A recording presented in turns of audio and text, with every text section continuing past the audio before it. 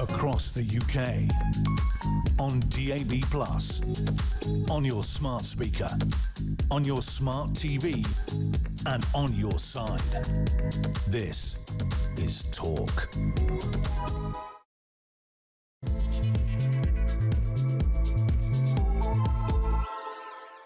Good afternoon to you. Just after 4 o'clock, we're live across the United Kingdom. Thank you so much indeed to Ian Collins. Back tomorrow, and of course the home of free speech and common sense. And drive is on, my friends. This is the station where you can come on and say what you think, say what you feel, be honest, be open, without fear of retribution. We're not out to shock, we're out to provide you with the opportunity to talk about what's going on in the world. As ever, A-Team are in. 3 days on the bounce. Shocking. Jodie, taking your calls. 0344 499 1000. Only number you need. Ryan is here for your voice notes. Don't forget, if you do it via WhatsApp, you can get that message in 0344 499 1000, and we always welcome your text messages 87222. Start your message with the word talk. I'm sorry, I just feel like I've got to do it again. I am still wetting myself at that embarrassment for Keir Starmer. Those back in the United Kingdom and praising Donald Trump. If you were on another planet yesterday, you didn't. We happened to get lucky on Drive yesterday. We were in the middle of the show, and obviously Trump took to the stage.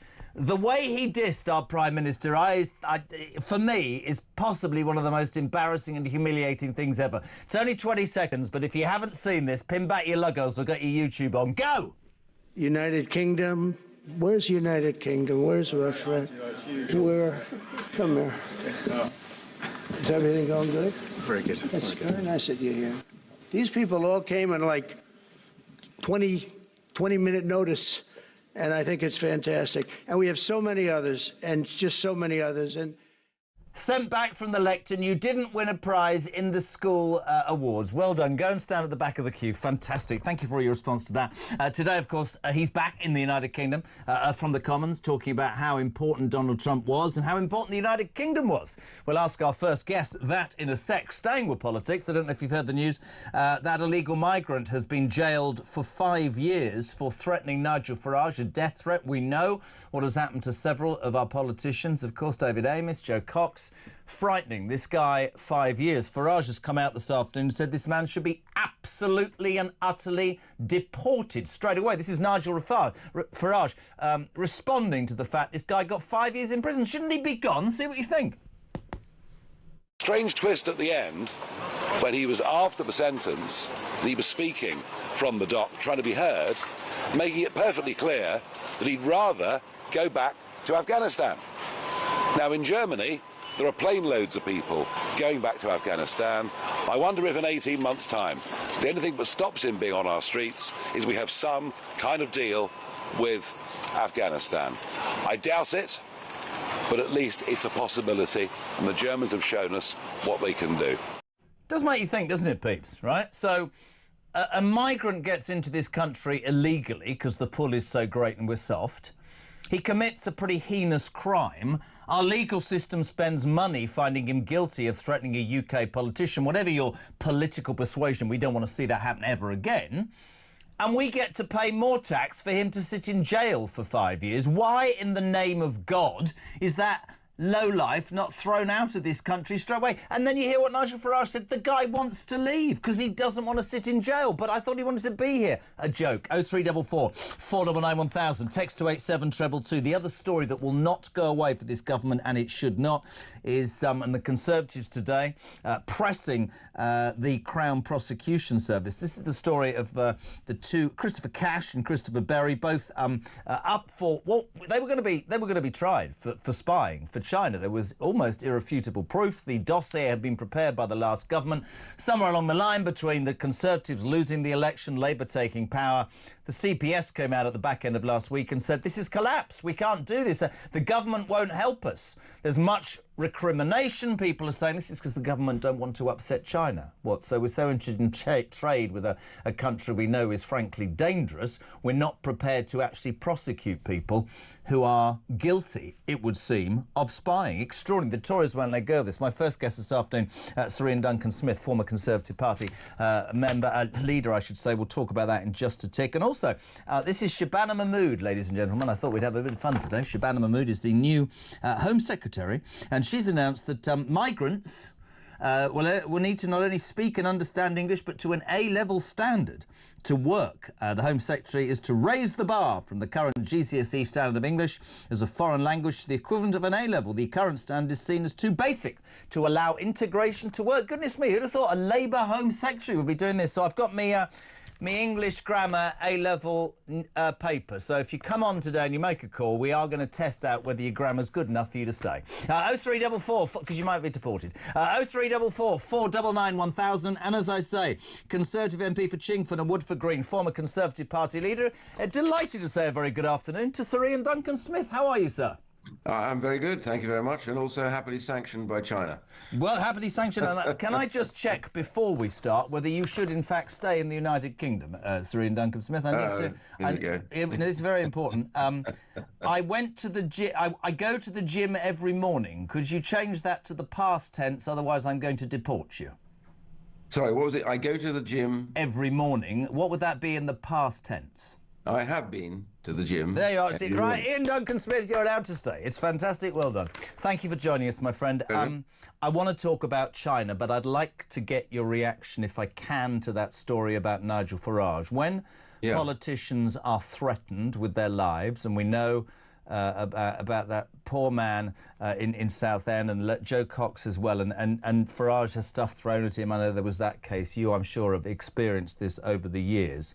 To me, it is extraordinary that we're going to jail this guy for 5 years. He's now vocally saying, I want to go back to Afghanistan. Is Nigel Farage not right? We should just deport this man, shouldn't we, straight away?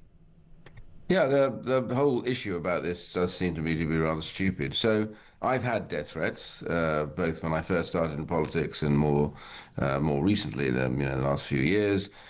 We've all had this sort of pursuit, people that really just think their job in life is to attack everybody. And my view about this, because he's from somewhere else and he shouldn't have any legal right to remain here, he should be kicked out.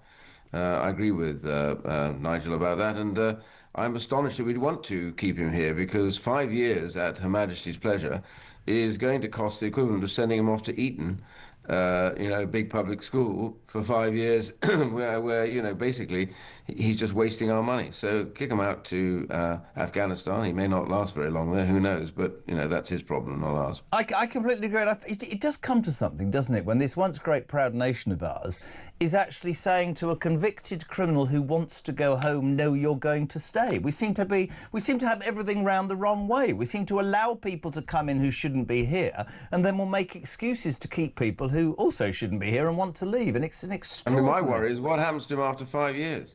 If he's here, he comes out completely unrepentant, a danger to not just Nigel Farage, to any politician. Yep. And so we'll have paid for 5 years' worth of Eton fees to allow this bloke to go through the system, come out the other end, and probably threaten somebody else. No, the answer is he should be off our shores. Before we talk about China, just in terms of your experience, when you look at the situation in this country right now and you see the ridiculous examples that we've got with immigration and the problems that exist, can you believe where we're at, Sir Ian, seriously? Well, the finger comes back to something that a number of people, myself included, have been warning about since I first came into politics. I was elected in 1992, and we had stupid cases going, to the Court of Human Rights. At least in those days, we could, rightly or wrongly, just reject the outcome and carry on with what we were doing. The stupid Bill of Rights that Tony Blair's government passed, which basically hooked our courts and our judges into the convention for direct application. In other words, they were then charged with going along with all of the human rights legislation and make... Oh, bless. We've had a bit of a cut there. That's a bit of a shame. Oh, you're back. Is Sir Ian back? Well, you're back. Sorry, there was a problem with your line there. I'm here. Yeah. Sorry. We're tied into that. Yeah, we are, absolutely. I think that was the government blocking me. Yeah, you see, you're speaking against the government. You're being censored. But no, it's the problem is the direct application of the courts of this very vague set of rules, which can be interpreted one way or the other, and over the years have been interpreted completely, of course, against governments. So all of that now, and I think Kemi's right, we have to, there's no way now we have to get out. She's got a very good plan how to do it, and the answer is we already have the key rights bound in under common law. We do not need lectures or training from anybody else. We know what it is to have proper human rights, not acquired rights, but natural rights that come from common law. And we've had them for generations. What's happened with all these rights, they're extensions of what would be normal. And so we have to call time on that and allow our own self, our own country, our own judges, our own courts to deal with what government passes as legislation, not to turn it over. Couldn't agree more. Now, a case that's very close to your heart. You've spoken out against China for years, it seems. The Conservatives today asked the Crown Prosecution Service if it will be able to restart prosecutions against the two men accused of spying, Christopher Cash and Christopher Berry, both acquitted in court in September after prosecutors unexpectedly dropped the charges. Then we've had this sort of blame game. The CPS. This is extraordinary to me. Starmer's entire being is based on, the legal profession and human rights, and he ran the CPS, some would say unsuccessfully, but there we go. He's now at loggerheads with the CPS. The CPS is saying this government basically blocked it. They're more interested in trade agreements and that relationship. Jonathan Powell, the National Security Advisor's name, has been dragged into it. Starmer took them on and said, no, it's not us, this is the Tories. Where this isn't going away. This smell, I smell a massive rat here, don't you? Well, I think you're under-smelling. I think there's a whole bag full of rats here stuck under the floorboards, and they're trying to hide it. What's going on right now is that the Keir Starmer's government came into power when they were in opposition. They used to be very much against any further arrangements with China. They come into government, they bring in Jonathan Powell. Jonathan Powell's been working closely with Chinese authorities and companies in an advisory role, I understand, as was actually, I understand, also others. And the key thing here is that as soon as this gets going, you then see straight away a 180-degree change of mind from the Labour Party in opposition to the Labour Party in government. And now what they're wanting is a trade arrangement or deal with China. They've obsessed about the idea that with all the mess they're in at the moment, somehow China is going to invest hugely in the UK, and that's going to improve our lot and we'll be better off. It is, at the moment, the case that so much of our industry has gone to China. It's an absolute disaster. But what they would end up is not investment. They would end up with electric cars, cheap electric batteries, mass-produced, overproduced in China, including things like solar arrays produced by slave labour, and they would be dumped on the UK market. We would then kiss goodbye to our own British car industry, who could not possibly compete with the fact that they use forced labour and all sorts of devices. They subsidise those companies with their central bank and against the WTO, World Trade Organization rules. So that's what we're going to get. If that's their idea of investment, I call it colonization. We would become a colony of China. That's where we're heading. And if you look at what happened in Sri Lanka with when they had a port being built with Chinese money, they couldn't repay some of the money, so China has taken over the port. And that's what they would do. They will take over this country if we carry on. You've been warning about this for many years. And they're buying up bonds, government bonds right now, as a way of holding on to us and bullying us if they have to. So what I think that has happened is that the Chinese have said, you want to get rid of that case if you want any deal with us, and you give us this ridiculous embassy, this super embassy, which will have another 200 spies living in it who are threatening, those Hong Kong dissidents who have fled China because they're threatened at the moment, and they will threaten them here in the UK. That is the whole point. And the government's going to do these two big project kowtows. Kowtowing is what they used to do to the old Emperor of China, prostrate themselves on the floor, kissing I wouldn't say tarmac in those days, but the stone blocks in reverence to him. That is what we are doing at the moment towards China. They are a threat and a danger. The question you asked earlier on is also an important one. Why is it now dead? It's not dead at all, the case. It is wholly feasible for this to be prosecuted properly under the national security law that existed. All they have to have is a clear statement from the government that the threat was clear in 2004 and the threat is still clear today. That would do it. That means now they have breached the Official Secrets Act, and they will then have to be prosecuted. So that statement's very simple. Will the government do it?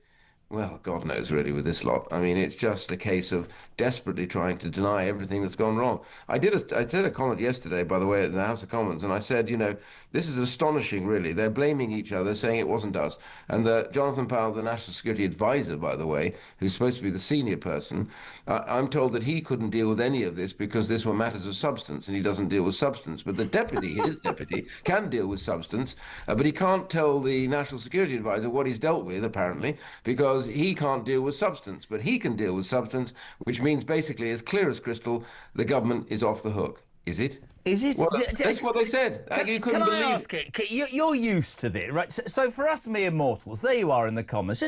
But layman's terms here, Syrian, right?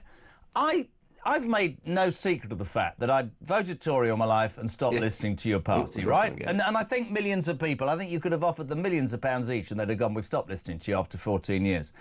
I never, in my wildest dreams, in my 60 years, can honestly remember, and I remember Foot and Healy and all of them, even Corbyn stood by his principles.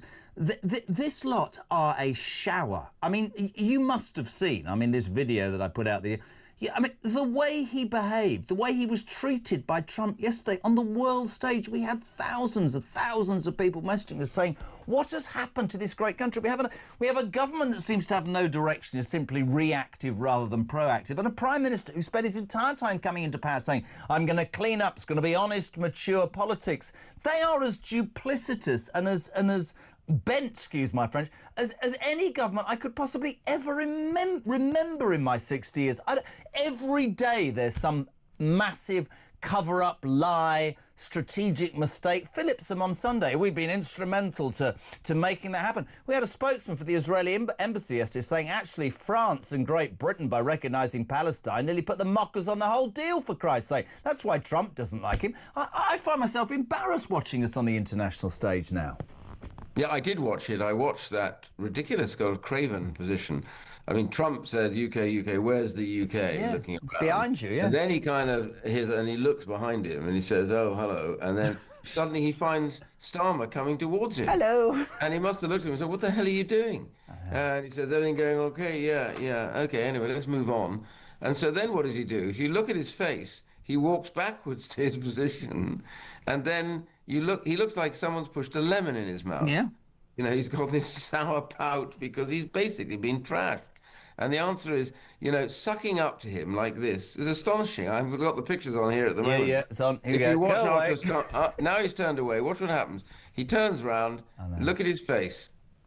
Look, oh dear. Ooh, I've just been trashed. I think the best bit is Maloney, who before that Trump's gone, you're a beautiful woman, I'd probably get into trouble, but I think I'll take my medicine. And she's literally... She loves all that, yeah. She's trying not to wet us up. I remember when Trump was over here before the state visit, Ian, he dropped some papers and Starmer dropped to his knees and picked them up for him. And I was know he did. You're supposed to be the UK Prime Minister. You look like some sort of... And then he comes home, of course, and all of his party hate Trump. And he's got this massive balancing act, which is based entirely out of the fact that he's tried to please all the people all the time. Here's a massive question for you. Can you see him lasting the 5 years in all your experience in the House of Commons? Well, I don't. Politically, this is down to the original parties, but Labour Party doesn't have a very strong mechanism to get rid of their leaders. The Conservative Party has a far too strong mechanism to get rid of anybody that leads, as far as I can make out. Yeah. Having been one of the ones that was released, I put it. Released is a good phrase, isn't it? But that is the question. I don't know.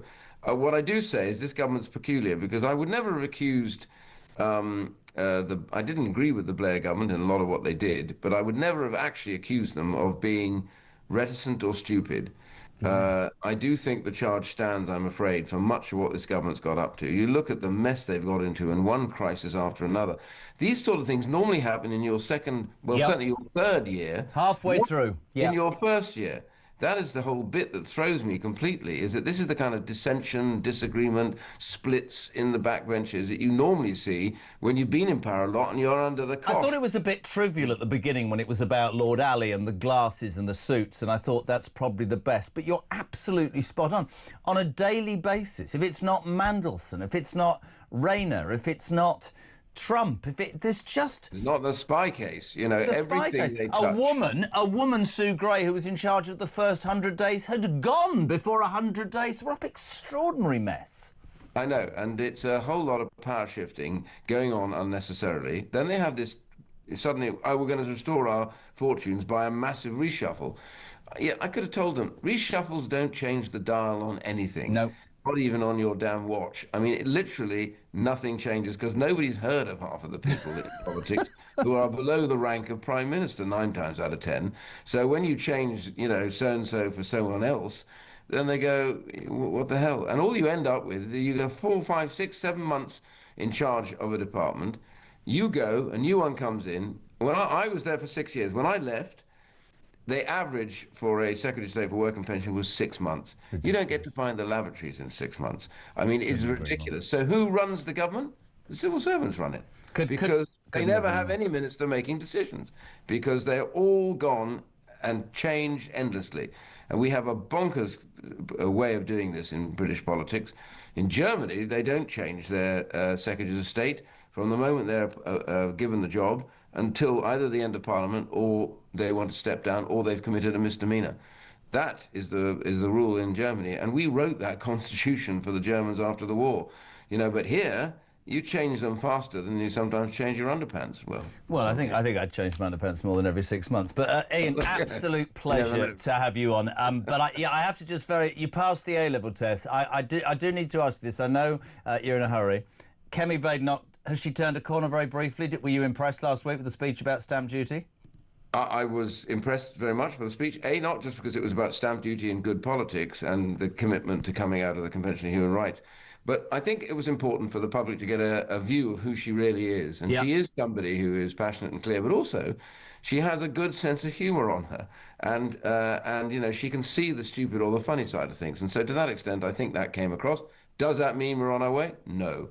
It means that perhaps we're going to give them permission by the public to have the right to be heard. And that's as good as we could want at the moment as we try and rebuild. Lovely to have you on, my friend. Thank you so much indeed. Sir Ian Duncan-Smith, former Conservative Party leader for 23. We're live across the United Kingdom. Talk Drive is on. So, to sum it up, the migrant that threatened to kill Nigel Farage came to England, did a video, said, I'm going to pop Nigel Farage. Today has been jailed for 5 years. He says, I'd rather go back to Afghanistan and take my chances. But no, we're that bloody stupid. We're going to pay the equivalent of, well, about 50 grand a year to keep him incarcerated. And as Sir Ian Duncan-Smith said, what happens at the end of 5 years? We just let him out? He does the same again? Deport the man, for God's sake. What's wrong with you? The Chinese spying case. Who's to blame? I suspect it's another fabricated cover-up by this pathetic government.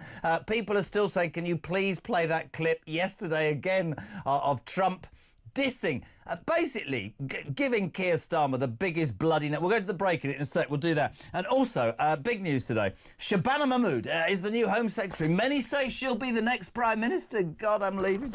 Anyway, she said, this is so un-Labour, isn't it, right?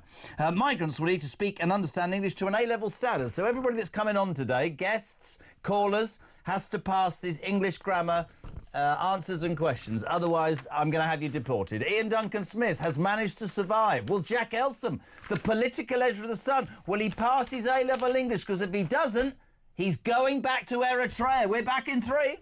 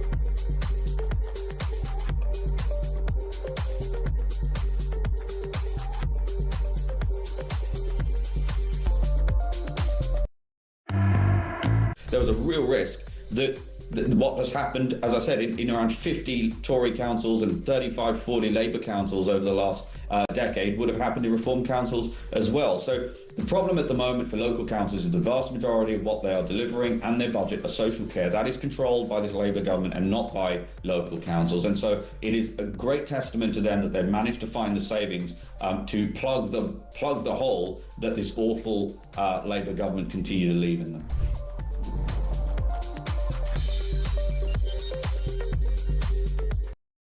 Across the UK, on DAB+, on your smart speaker, on your smart TV, and on your side. This is Talk. Welcome back. 4:27. We're live across the UK. They're all laughing at me.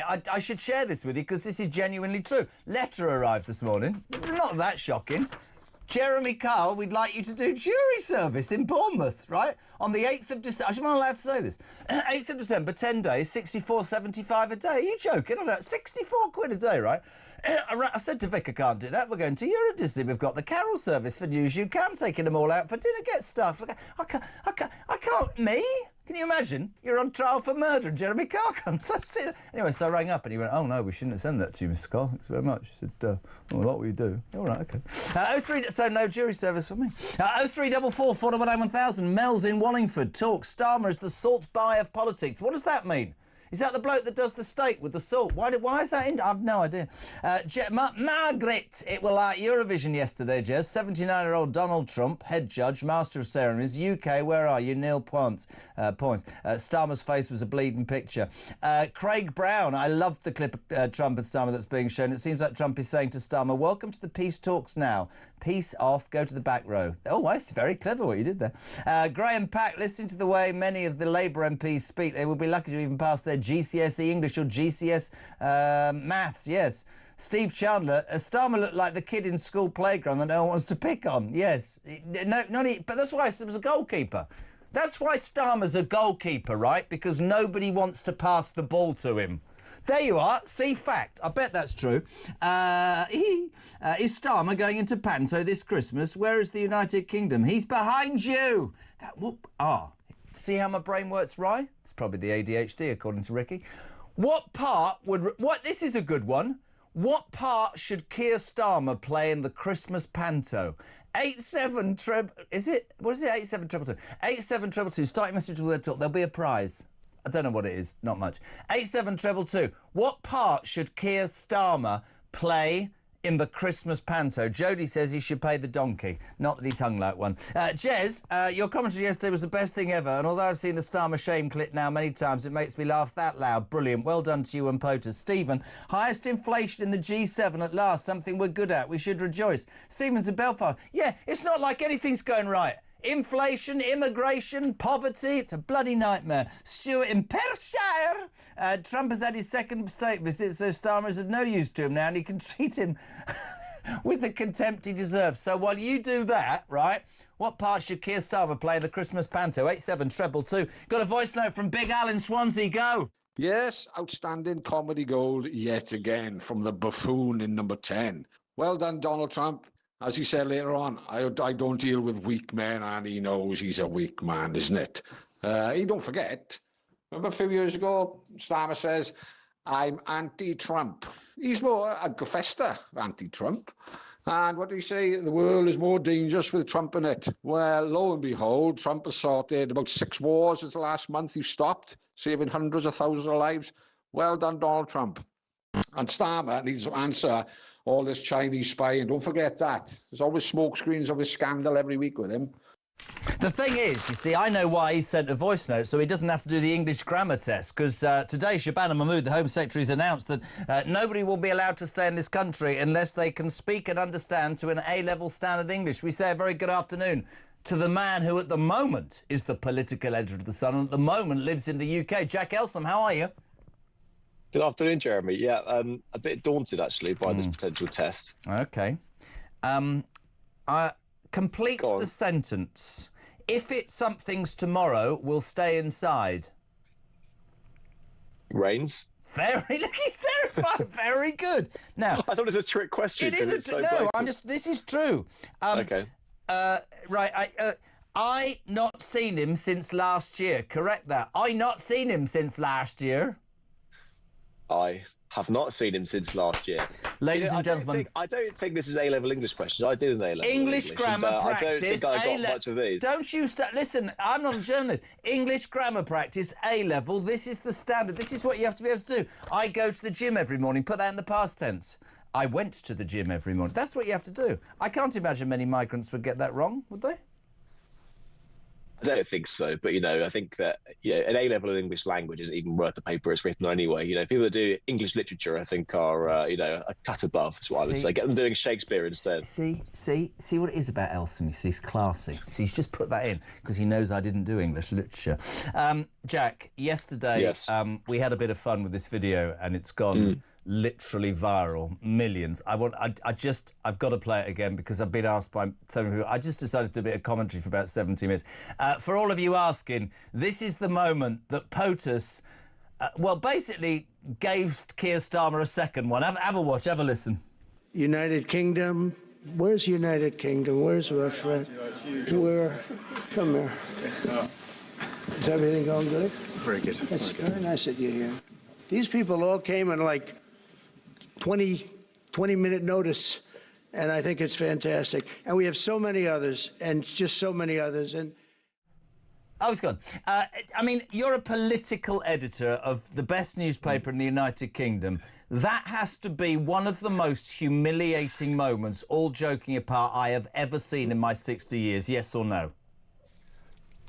I do have some sympathies with our poor Prime Minister, only because what's he meant to do in that situation? I said it already. You're not going to agree with me. You're not going to agree with me. Shouldn't be on the bloody stage. I had a person on from the Israeli embassy who said that France and Britain were almost complicit in making that deal not work by recognising Palestine. Don't stand behind him and try and get the bleeding credit if you haven't actually played a part, Jack. That's all I'd say. I'm not saying that Trump isn't unpredictable, but don't try and hog the limelight when you've done nothing.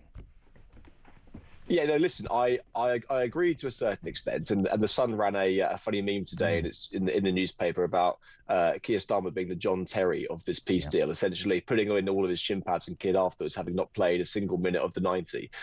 Listen, I do think that there is two sides to this. Clearly, there have been a lot of criticism about Keir Starmer and other Western governments recognising Palestine, people saying that it made a Palestinian state, a peace deal, even further from fruition. But if Keir Starmer hadn't gone and he was invited to Sharm el-Sheikh, then people would also be saying, why the hell aren't you there? So I do have some sympathies with him on this one. And also, Trump has ripped up the diplomatic rule book to such an extent that I think it's actually quite refreshing. He doesn't operate as a robot in the confines of the sort of usual global politics. But that makes it very hard for other world leaders to tiptoe around him. And you saw that yesterday on the stage, I think, where nobody knows, where this freewheeling president is going to go next. I bet Georgia Maloney knows every single time because she stood there with a big grin on her face. I'm sorry, I just saw it as Macron and Starmer had their backsides kicked by a man who, love him or loathe him, we've talked repeatedly about the mistakes he makes and the times he opens his mouth. He did something that was on Biden's desk for what, Jack? For 4 years. Whether you think his diplomacy is a bit weird and strange and the way he does stuff, honest to God, mate, he got something done. Whether it lasts, of course, and what happens. And for me, maybe it's not personal.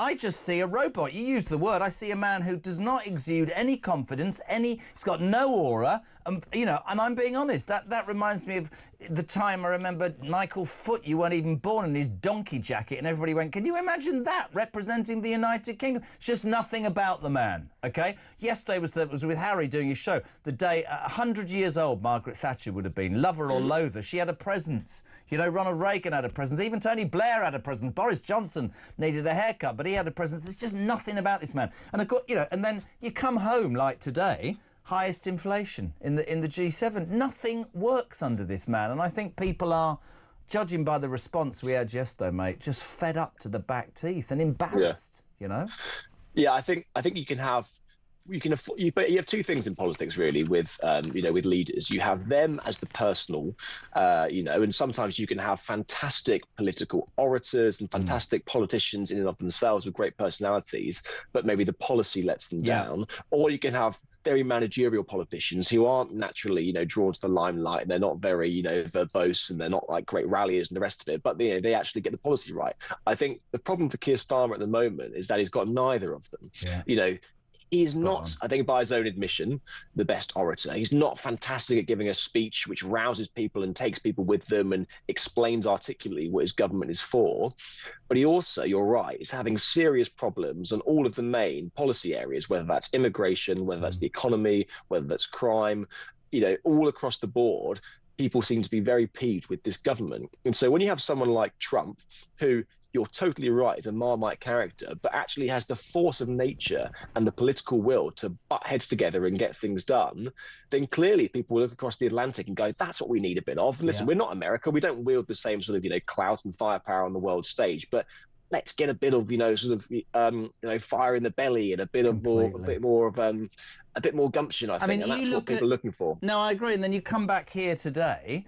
I mean, the Chinese spy case, which the Conservative Party of today, and I was talking to Ian Duncan Smith at the top of the show, have come out and said, this is an absolute joke. They need to be retried. This is the threat of China. The government have fudged this because they want a trade deal, and it's this, that and the other. You were totally different in opposition.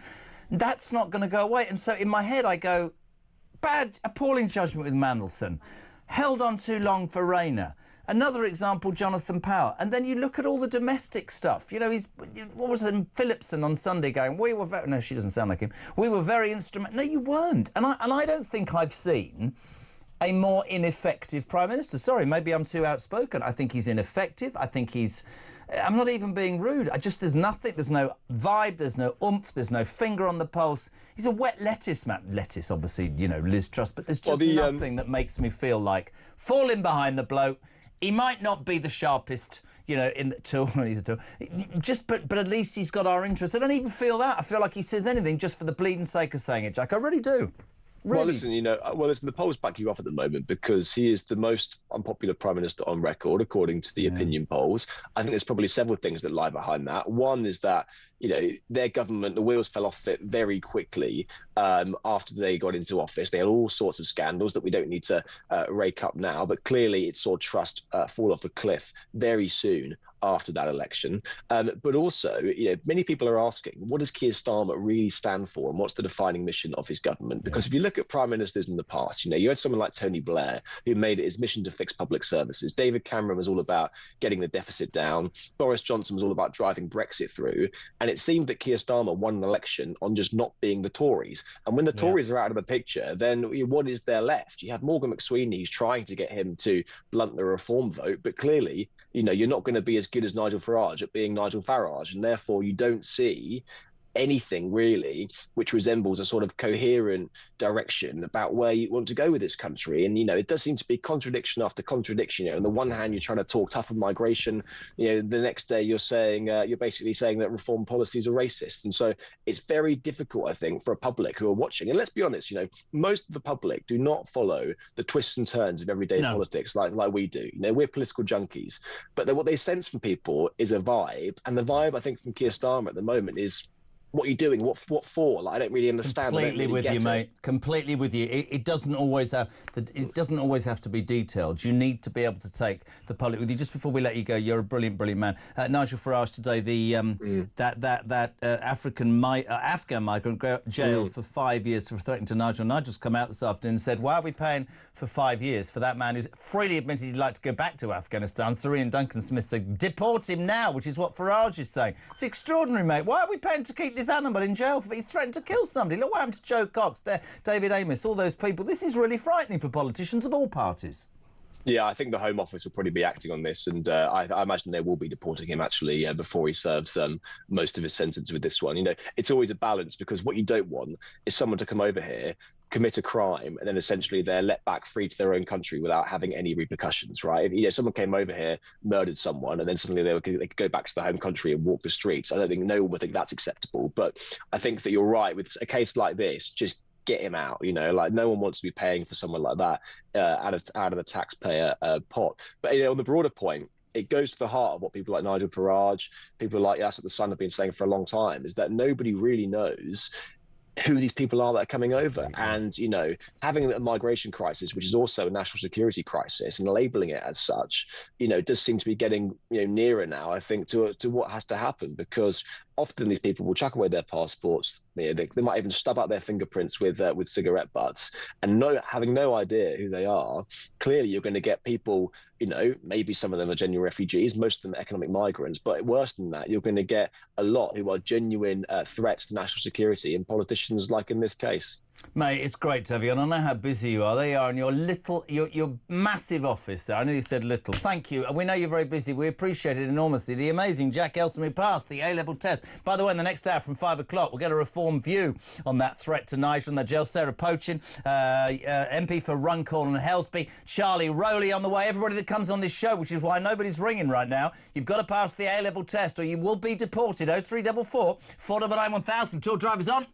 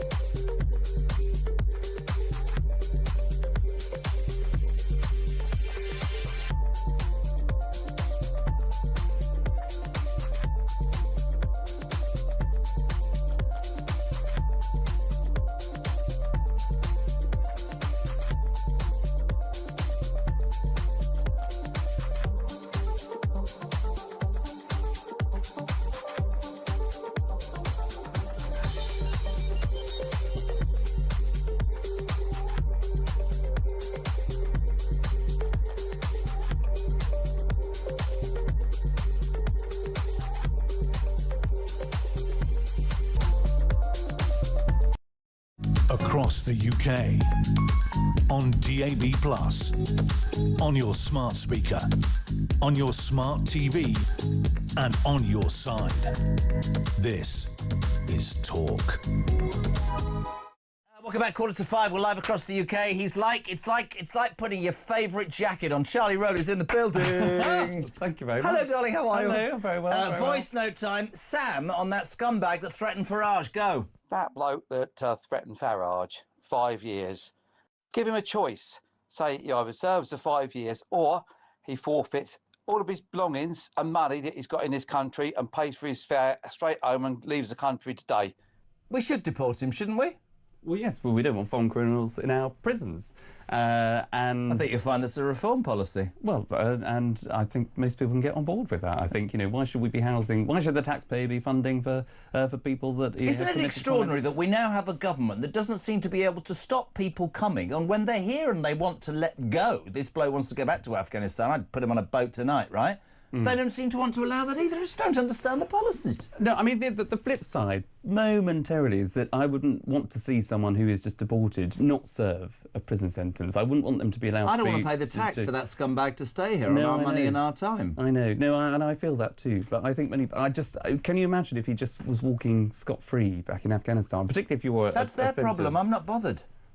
No, honestly, I just annoys me. I agree with you. I do agree. What did you make of the video yesterday of Starmer? Come on. I mean, honestly, people are just pleased, but I can't keep playing. I get into trouble. I mean, it reminded me of someone on, I don't know, the Great British Bake Off who thought, he'd won Baker of the Week was going up to the podium. I think he's definitely Master Baker of the Week, if I'm honest. Yes, I thought he was like the kid that didn't get the school prize. It was just ludicrous. But he thought he was going to. So I was thinking about job sense for him, and people have been throwing in their hundreds their ideas. We think Keir Starmer should do panto. Debs on Starmer, go. I think Keir Starmer should play every part. But no, yesterday was a complete brilliant bit. It was like one of those kids that you call out for, and the lead role in the school play is going to be, where's the United Kingdom?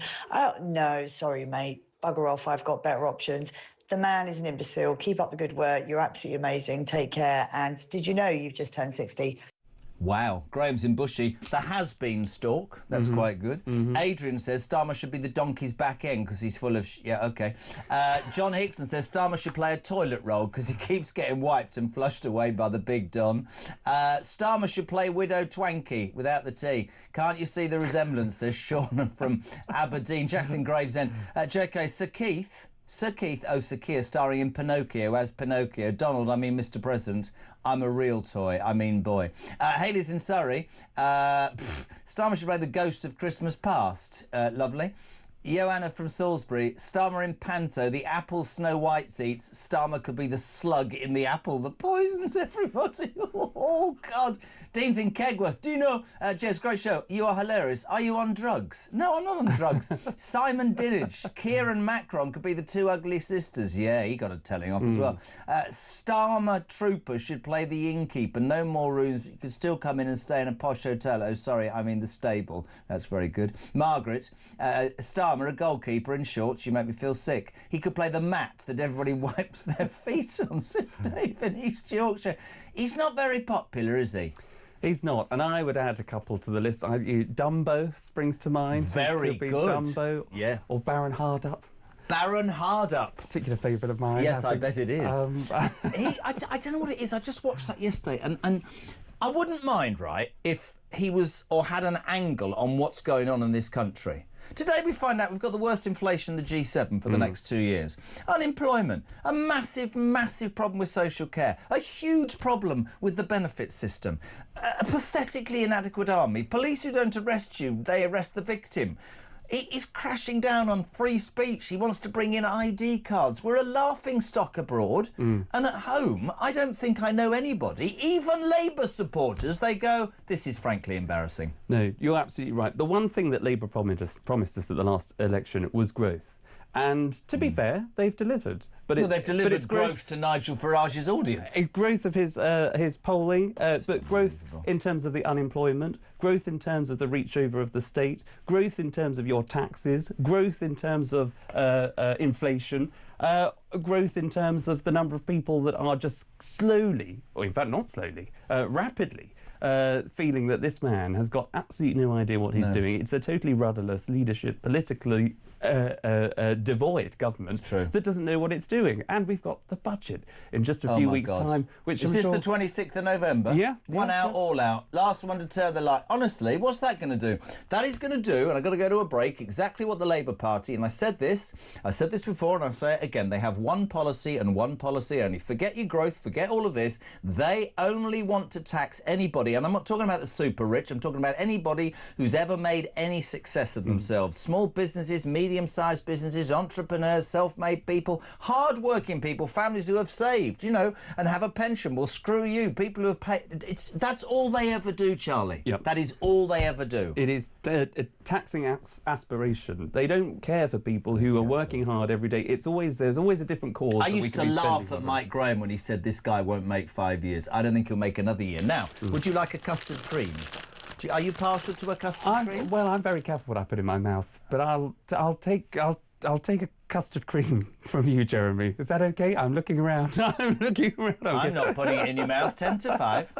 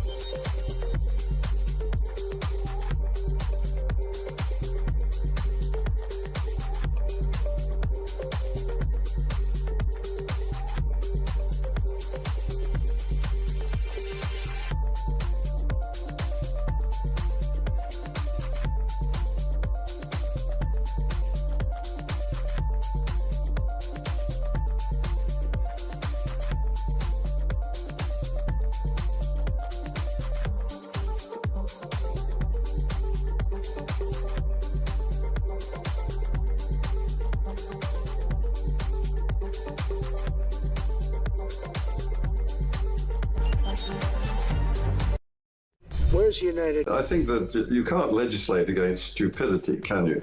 And I think that these marches, which have been an absolute abhorrence to the people of the capital city of London, should have been stopped at the outset. And they certainly should be stopped now that there's nothing left to protest over.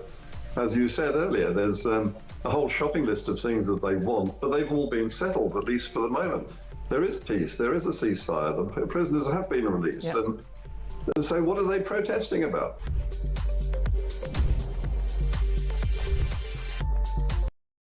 Across the UK, on DAB+, on your smart speaker, on your smart TV, and on your side. This is Talk.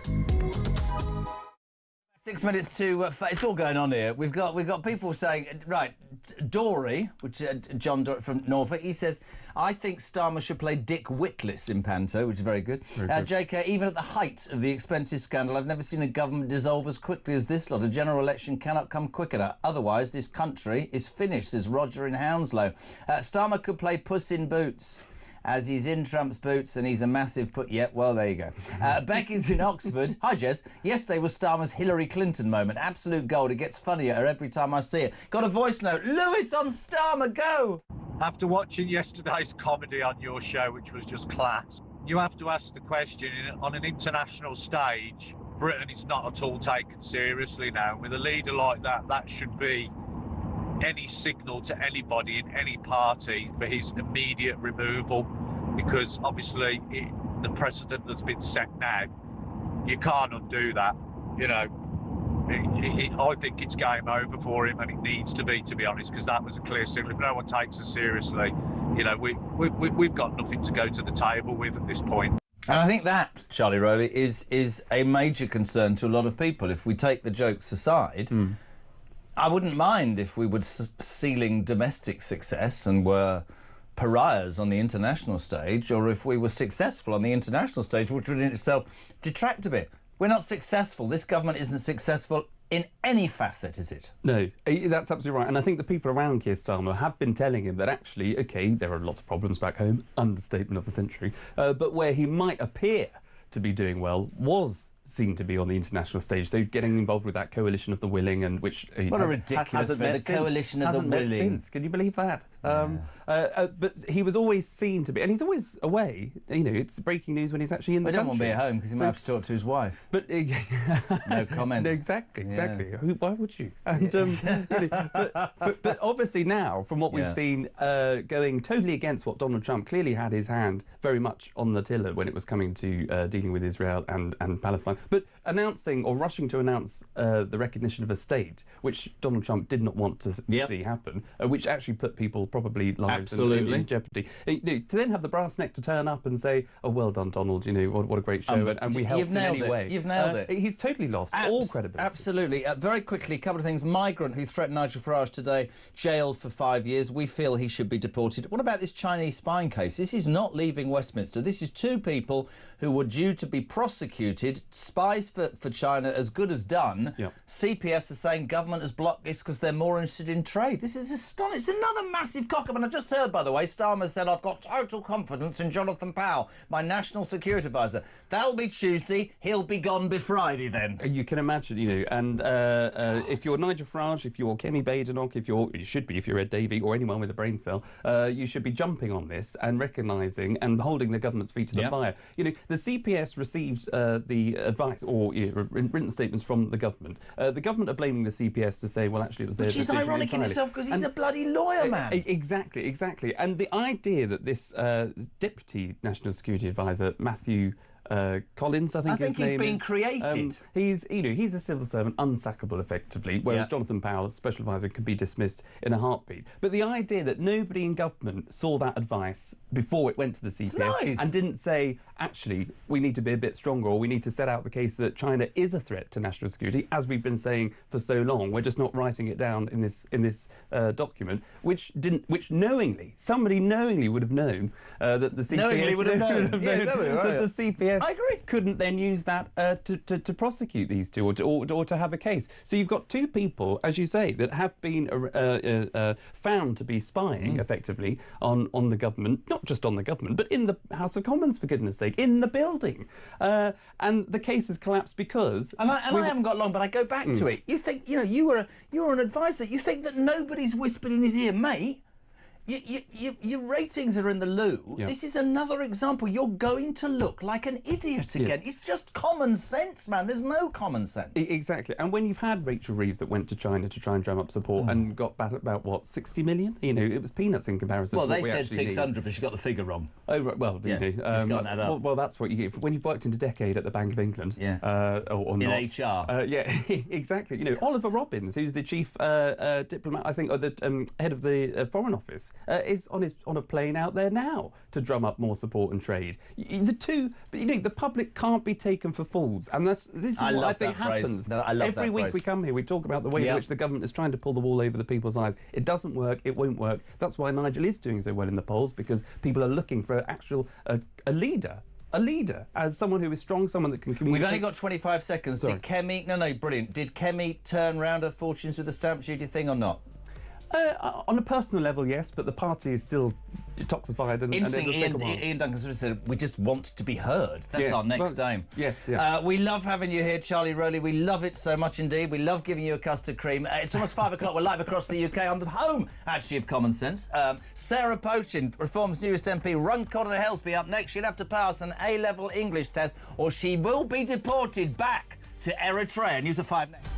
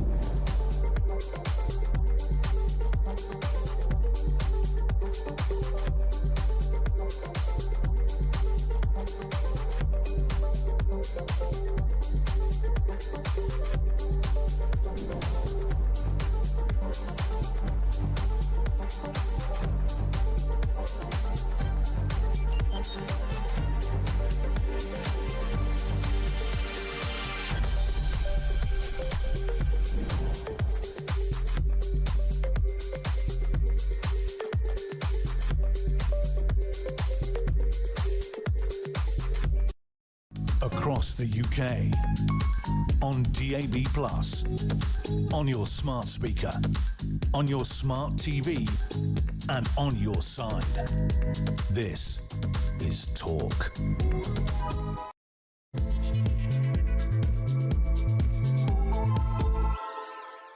interesting. Welcome back to a couple of minutes past 5. I've got all these... Come here, Joe. The text messages have all disappeared. I don't understand technically what's going on. You're going to see Ryan now. If you're watching on YouTube, he's very tall. It's very lanky. He's going to walk in. Welcome back to the second hour of Drive. Come on, Ryan. This is your big moment. This is Ryan, ladies and gentlemen. Look at it. Go on, just look at the camera. Look at that. Good evening, everybody. Oh, gee. You can understand why he's a producer. It's not working, though, is he? Just says message and say name. What's going on? It does appear to be broken. Ah, brilliant. Thank you very much. Right, welcome to Drive. Hello, everybody. That was very Starmer-esque, actually, right, wasn't it? Ryan's got he's 8'7". He's got a Micra. He actually has to sit on the back bumper for his legs to not be over the front of the steering wheel. It's very funny. Welcome back. So many people to get on in the next couple of hours. Where do we start? We could talk about that piece of scum that was... he threatened to kill Nigel Farage. He today has been jailed, the Afghan migrant, for 5 years. He says, I'd rather go back to Afghanistan. It might be nicer. I think we should deport him straight away, as does Nigel Farage. The Chinese spying case won't go away. This government, who seem to be obsessed with left-wing lawyers, are blaming the CPS for the collapse of a trial. 2 people spying inside of the House of Commons. Apparently... Starmer doesn't think that's important, so he sent an envoy to China to try and butter them up to get more trade. I just don't understand the man. Also, and this is very important, Shabana Mahmood's the new Home Secretary. She's speaking tough. I think she might want to succeed, Starmer. That's just my opinion. She says that all migrants to stay in this country from now on will have to be able to do A-level English. So anybody that comes on this show today actually has to pass a test. We say a very, very good afternoon. Good friend, love this lady. Sarah Pochin, Reforms MP for Runcorn and Helsby. Good afternoon. Good afternoon, Jeremy. How are you? I'm all right, Sarah, but you have to pass Shabana Mahmood's test. Otherwise, you're going back to your tent in France or possibly Eritrea. Do you understand me? I understand. I'll give it a good go. Right. Don't ask me anything hard. Oh, God. Hold on a second. Oh, God. What? Very good. Oh, yes. Vocabulary and word choice. Sarah Pochin. Oh, okay. She is very good, blank, playing the piano. Do you think it should be in playing the piano, on playing the piano, or at playing the piano? It's your starter for 10, no conferring. Sarah Pochin?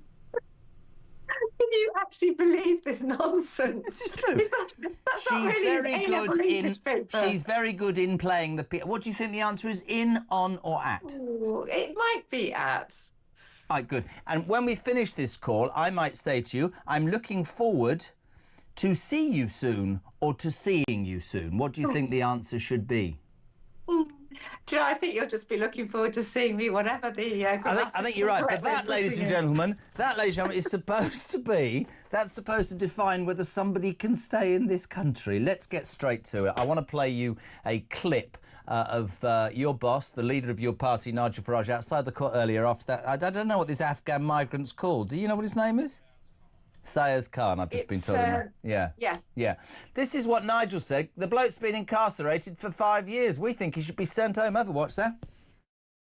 Strange twist at the end, when he was after the sentence, and he was speaking from the dock, trying to be heard, making it perfectly clear that he'd rather go back to Afghanistan. Now, in Germany, there are plane loads of people going back to Afghanistan. I wonder if in 18 months' time, the only thing that stops him being on our streets is we have some kind of deal with Afghanistan. I doubt it, but at least it's a possibility, and the Germans have shown us what they can do. Do you not think, Sarah Pochin, it's an extraordinary... an embarrassment on so many levels that we now live in a country that can do nothing about preventing people coming in illegally, and even when we have allowed them to come in illegally and they've committed a crime and we've prosecuted them and they want to leave, we don't seem to have the cojones or the people willing to say, I'm going to deport that. Somebody said to me earlier, that's because if he went back to Afghanistan and committed a crime, that wouldn't look good. I don't care. Get him out of my country. Thoughts?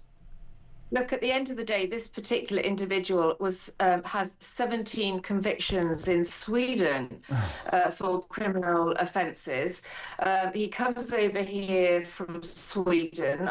Sweden's not an unsafe country, clearly, but he's done nothing to respect their law and order. He's come over here threatening to kill Nigel Farage. So he's got 5 years. He'll serve under the current sentencing arrangements 2.5, if that, because I've seen in my my time as a magistrate, these offenders not even having to serve 50%. But on Tuesday, we have the final reading of the sentencing bill, which I will be speaking against in Parliament, which will reduce the time served down to a third. So potentially this individual will be out in, as you said, or Nigel said, 18 months. So really shocking. And then, of course, he's back on the streets. He'll disappear into the community and effectively able to potentially carry out the threats that he's in jail now. Sorry, for. you've just So you know really how frightening situation. my brain at 60 is a lot slower than yours. You just said, to pay credit to you, 20 years as a magistrate before you became the MP for Runcorn and Helsby, you have just said that on next week, I think, the sentencing bill is going to say that if you get given 5 years, whereas at the moment you serve half of it, and I was about to start a big rant about this, now it'll be another third off. Sorry, two very simple questions. Who brought that in then? Is this the Labour Party? So this is the current Labour Party. David Gauke, who's a very left-wing conservative, if you like, centrist conservative, did a review for the Labour Party, ironically, and has come up with a sentencing bill, which is now due to be passed on Tuesday. I'll be putting in several amendments this week. I doubt any of them will get chosen to be voted upon, and of course they wouldn't get through anyway. But the point is there's some really big concerns in this sentencing bill. The sentencing bill is basically designed to free up prison spaces. It does nothing to protect the safety stopping you there, of because individuals. if I get my way, Reform will win the next election. This is not a broadcast, this is a thing, and that you would be the Home Secretary. Can I ask you something, right? Where the bloody hell has common sense gone? So if I commit a crime, or somebody does, and they get given 5 years, to free up prison space, David Gauke, you only want them to serve a year and a half. What's the point of giving them the sentence in the first place then? What does that say to perpetrators of crimes? You know what? You'll only serve a third because that'll help us. Why don't we build more prisons and make people actually serve the term that they're given, Sarah Pochin?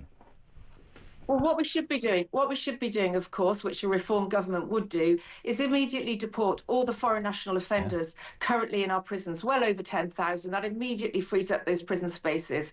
So, it's absolutely the wrong way round to be determining from a judicial system what the laws of this country are based on the prison spaces. And the other shocking thing that will go through on Tuesday is that custodial sentencing in the magistrates' courts will disappear, because custodial sentences under 12 months will now no longer be a thing. You know, they're being cancelled, if you like. How does David Gauke or this government think that the British public will respond to that? Because yet again, to me, in a calm way, that is almost rewarding, softening, favouring the people who commit crime as against the victims. And this isn't just a rare example. We have judges who seem to have no concept of reality or common sense, who allow, I mean, it's my favourite, a horrendous story in Bournemouth of the girl that was sexually assaulted on the beach by the migrant, and the judge went, it's a mere aberration, he's had a hard upbringing. I just want to get the judge and just, no, but it's ludicrous, and somebody needs to do something about this. Listen, sorry, go on. No, I was just going to say the safety, on that point, the safety of women and girls. It gets even worse with this sentencing bill, because the recall principle, which I know we don't have time to go into here, but basically if someone's reoffended in society, in the community, they get called back to prison to serve the rest of their sentence. Well, now, on Tuesday, what's going to happen is all they have to serve is 28 days. So they could have 2 years left on a sentence, 3 years left, and all they have to serve is 28 days. And they're back out on the community to reoffend. So the most worrying part of that, Jeremy, is victims of domestic violence will be living in fear that their perpetrators will be out to reoffend and do it again. To me, I mean, I sit here every single day. I don't know. I suspect that the majority of people who voted for Labour are regretting it and did so after a month or so. But it does strike me as so lacking in common sense. I mean, the other awful story at the moment doing the rounds is, the Tories, quite vocal today, calling for the restart of the CPS case against those two threatened, Christopher Cash and Christopher Berry, both facing spying charges. Some pretty definitive proof, it seems, and the CPS saying we've got to drop it because the government isn't helping. Apparently more obsessed with getting a Chinese trade... I mean, how appalling... Another story. I'll tell you what, let's put a trade deal against spies being in the House of Commons. You're sat there now in your office in the House of Commons. They could be down the corridor and our government doesn't care. That's exactly what happened. So these two guys were working in the House of Commons, and the trial has fallen, cracked, we used to call it, because the CPS say that effectively they don't have enough evidence to bring the trial to court. And that is because the government has not provided an adequate statement that to the effect that China is a threat. And until the government actually agree that China is a threat, then the CPS cannot bring that case to court, which is why that trial won't go ahead now. An utter betrayal, again, of the safety of people in this country, the safety of British citizens. So in the very heart of government, in the heart of our absolute democracy here in Westminster, we had, and probably, who knows, there may be more, Chinese spies operating that will not be brought to account because this government is buttering up to China. They'll give them their supersonic-sized embassy, which is, of course, a concern. Whatever the Chinese do, clearly, if they're not... Sir Ian Duncan threat, Smith said it's an excuse to have 200 Chinese spies living in splendour in the middle of London. Ian Duncan Smith, who started the show, has been labelled by and threatened and by China for years and years. I mean, it's extraordinary. Again, just like some sort of dumb kid who doesn't get what's happening, Starmer. Can I throw at you a story? This has just come out. I love doing this with Sarah because she'll be able to respond. What's coming? I don't know what's coming. A Liberal Democrat council has taken down Union Jack flags from the flag post. This is bosses at Shropshire Council. Do you know this story? No. Many of the flags, they said, were recently displayed across the country. It wasn't us that took them then, it was Storm Amy. They were torn, they were unsightly, and they became potentially hazardous. So after the heavy rain and the heavy wind, the St George's and Union flags had to be taken down. The other ones survived the storm. But this is a council, right? This is Shropshire Council. If you're in Shropshire, please call me. Jesus Christ, you'd be depressed. Apparently their council say Storm Amy was the reason they had to take the flags down. I watched something yesterday and somebody said, a well-known television presenter who I won't name, said, I agree with Gary Neville, not me if you're tuning in, I think it's an idiot. Yeah. Every single person who puts up a flag knows exactly what they're doing. They're trying to create division. It drives me insane, this, Sarah, insane. Why can I not put my flag up?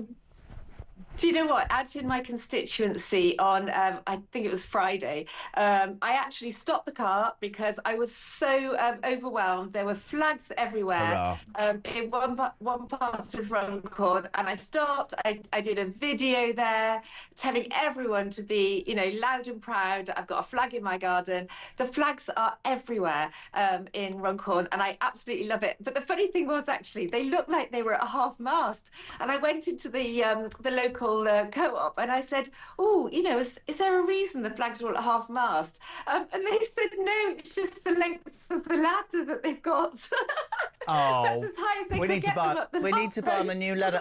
On a serious note, they're like me, surely. You agree? Why can't we fly our flag? Why is it only us? The Scots, the Irish, the Welsh, everybody does it, but apparently we're racist, we're bigoted, we're far right. This country's going mad, isn't it? You know what, Jeremy? I wish I could turn the camera around, but my IT skills are a bit like yours, absolutely dangerously low.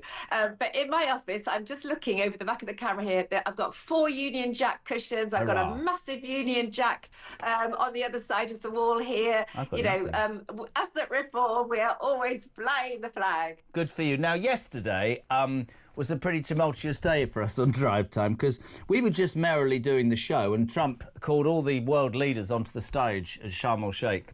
And our own leader sort of shuffled right behind Donald Trump, who turned around several times to speak to the president of Pakistan, so he knew he was there. I have to play this video again because this has garnered more interest than anything I think we've ever done. This is the most I'm playing it again for you, and Sarah's going to tell me what she thinks afterwards. Was the Donald ripping Keir Starmer a second backside. Just to have a watch. United Kingdom, Where's United Kingdom? Where's our friend? Where? Come here. Is everything going good? Very good. It's very nice that you're here.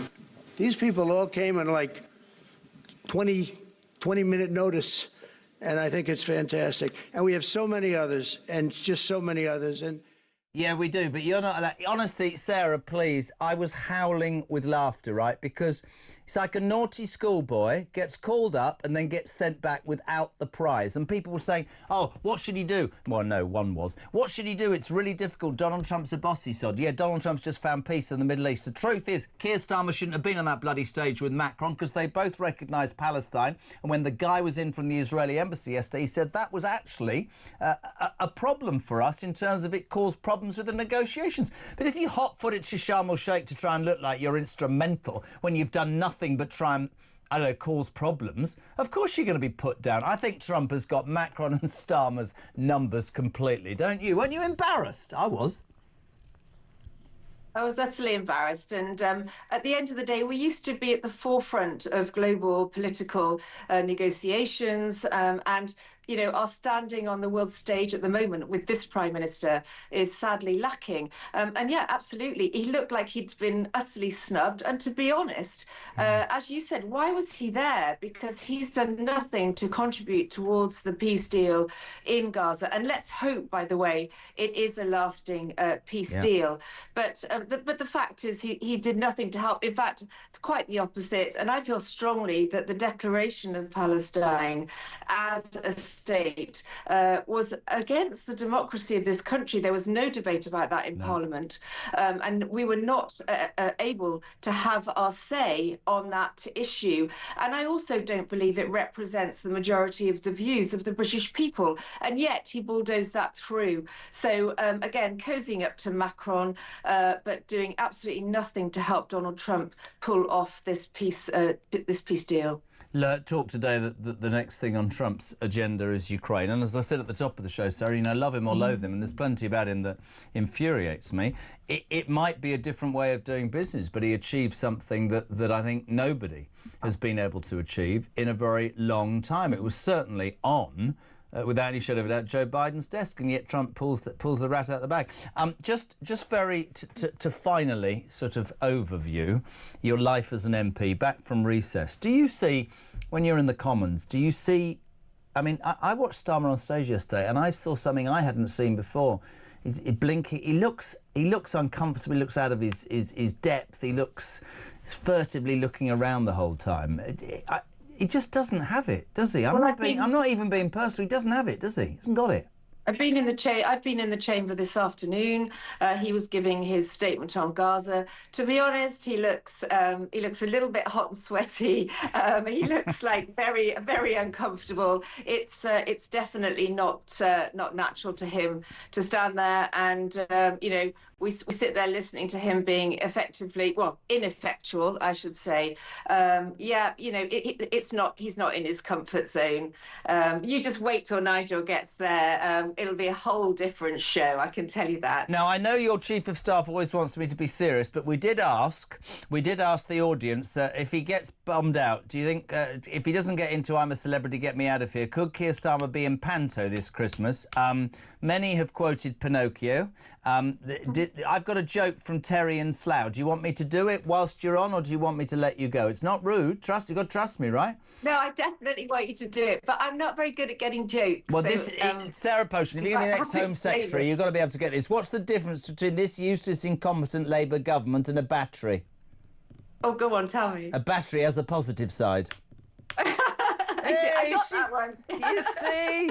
And also, maybe, says Jane Wick, Starmer can play the rat out of Dick Whittington for Panto this Christmas, because that's about as good as he is. Sarah, we really appreciate it. Thank you so much. It's lovely to have you on. Talking about Farage today. That man should definitely be deported. Talking about the Chinese spy case, which will not go away. And also how migrants need to pass the most basic A-level English. This is the most simple thing in the world. Another reason why this country is on its arse, right? Because we didn't even make that difficult.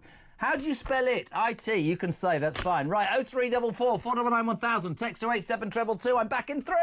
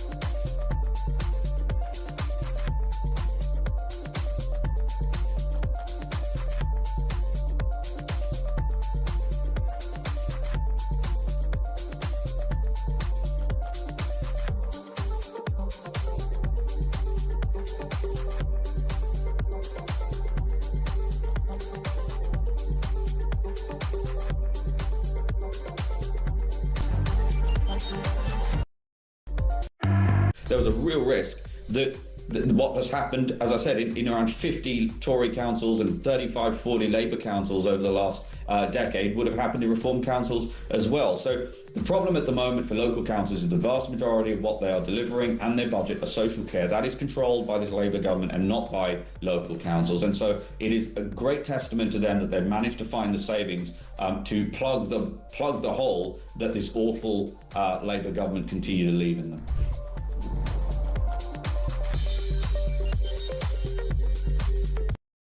Across the UK, on DAB+, on your smart speaker, on your smart TV, and on your side. This is Talk. About 5:25, so much to talk about on the way. Mark Francois, very important actually, about this legislation that's going to screw our veterans. I want to talk about that. 0344 499 1000. Before that, actually, let's do a voice note. David on Starmer, go. What Trump did to Starmer yesterday was a true custard pie moment. Trump actually invited him up just so he could embarrass the great buffoon in public and in front of all those world leaders. So here's a maths and English test combined for you. So Weird Starmer is the British Prime Minister. How many millions want that phrase in the past tense? Very good. I see. Switched on, David, and concentrating. We head to Milton Keynes, which I went there once to do a show on sex. I'm not even lying. And there were how many roundabouts, Tom, are there in Milton Keynes? Just not quite enough. Not quite enough. That's not a Milton Keynes accent, man. What are you doing in Milton Keynes? You come on holiday from Scotland. What's going on? It's missionary work. I'm just trying to educate the locals. Oh, good. I'm glad you said missionary work. I'm glad you used the word work, not position. Tom, what we got? What do you want to say, pal? I work in the roughy-toughy offshore oil industry. Yes. But I should be there tonight, but don't tell my boss. And for our Christmas raffle, I've suggested that we buy not just an England flag, a St George's flag, but an 8-foot, the 5-foot St George's flag. Yep. Because I think the English should be proud of their flags. Joking aside, and my senior manager, who poohed it and said, "Oh no, well maybe that's not right. Maybe someone will be offended." And it blows my mind. I couldn't agree. I couldn't agree more. It comes to something, doesn't it? When there are people who can say, us showing our national flag triggers you. Sod off then. Go somewhere else. It's just, to me, it's just another example of I don't even know the right phrase, so forgive me, I'm going to sound like a buffoon, but so the de-Britisation almost. People just aren't proud. We're not allowed to be proud of being British. We're not allowed to stand up for our rights. We're not allowed to... all of our history has to be trashed. Our flag's apparently divisive. And you know what, Tommy? I said to somebody the other day, and I believe this ain't going away because the British public, they've woken up and they're sick to the back teeth. Thank you for your call. Let's go to Tony. He's in Lancashire. You're on Talk Drive. Tony, good afternoon. Go on, brilliant show, this. Keep it up, Jeremy. Yeah, I just want to talk about that guy who's got only 5 years for threatening to Nigel Farage. This is the migrant jailed today for 5 years for threatening to kill Nigel Farage. He says, I don't want to be in your pitifully horrible jail. I want to go home to Afghanistan. Nigel, most people with a brain cell would say deport him, but apparently we can't. Human rights. Why can we not deport him? Easy. Grab him and chuck him over. I say, Trump... He got it right with that one with Keir Starmer. What a humiliation he got. It was. Whereabouts are you in Lancashire, my old son? Blackburn. Mortal and bloody lovely. Fantastic. Thanks for listening, kiddo. 5:28. We're live across the UK.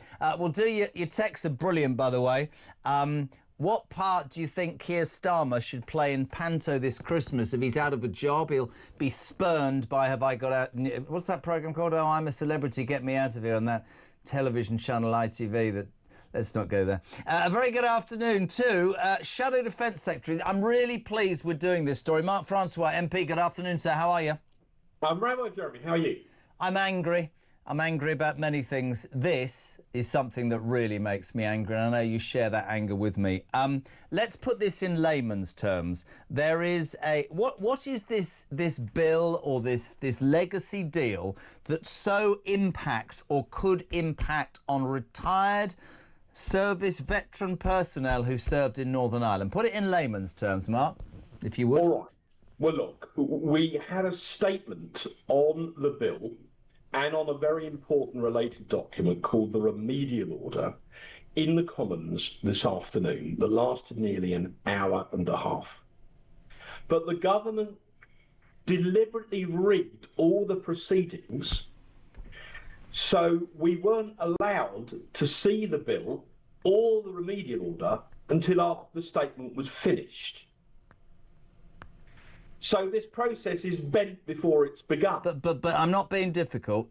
That's procedure. Explain in layman's terms that this government is bringing in a bill that potentially, as I understand it, could make veterans who have served in Northern Ireland through all those troubles face prosecution for things that a court today or a judge or whatever it is, and God knows we've no trust in that system, deems unfair or unnecessary, but Jerry Adams can sue the British government for millions for his treatment. That's what we're talking about. That's what I need you to explain to people, Marky. Right. Let me give you a specific example of what this legislation will do. It's our legacy bill, our Troubles legacy bill, the Tory one in 2023, was designed to draw a line so that you couldn't endlessly pursue army veterans who served in the province during the Troubles and what was called Operation Banner, right? Yeah. And bear in mind the context, just quickly, over 300,000 British regulars served in Northern Ireland, as piggy in the middle, being attacked by the Republicans on one side and the so-called loyalist terrorists on the other. Over 700 were killed, thousands had life-changing injuries while they were trying to uphold the rule of law. Without that sacrifice, there would never have been any Good Friday Agreement in the first place. Yeah. It's very important to understand the context. Now, the specifics of the bill. There's been a conveyor belt in the past of years, decades after the event, Sinn Féin trying to get inquests into some of the fatalities. The inquests then sometimes recommend that the soldiers who gave evidence at the coronial inquest, which is not meant to establish guilt, it's meant to establish the reason for death, then be recommended to the prosecutorial authorities, and they then end up in court being prosecuted. There is a famous incident called Loch Gall, where a number of IRA terrorists had a digger filled with explosives in the bucket of the digger. They tried to use this to ram an RUC station. They were going to then set off the bomb and kill all the policemen inside. The SAS got wind of this. They were waiting for them. The IRA opened fire first. The SAS then killed the terrorists. Hilary Benn admitted in the Commons this afternoon that once this bill goes through, he's promised some of the families of those dead terrorists an inquest. Wow. So SAS veterans who the IRA were trying to kill and who killed them first could end up being put through an inquest and then thereafter end up in the dock. Let me ask you a question. Hang on a sec. Is that a clear explanation of what this bill does?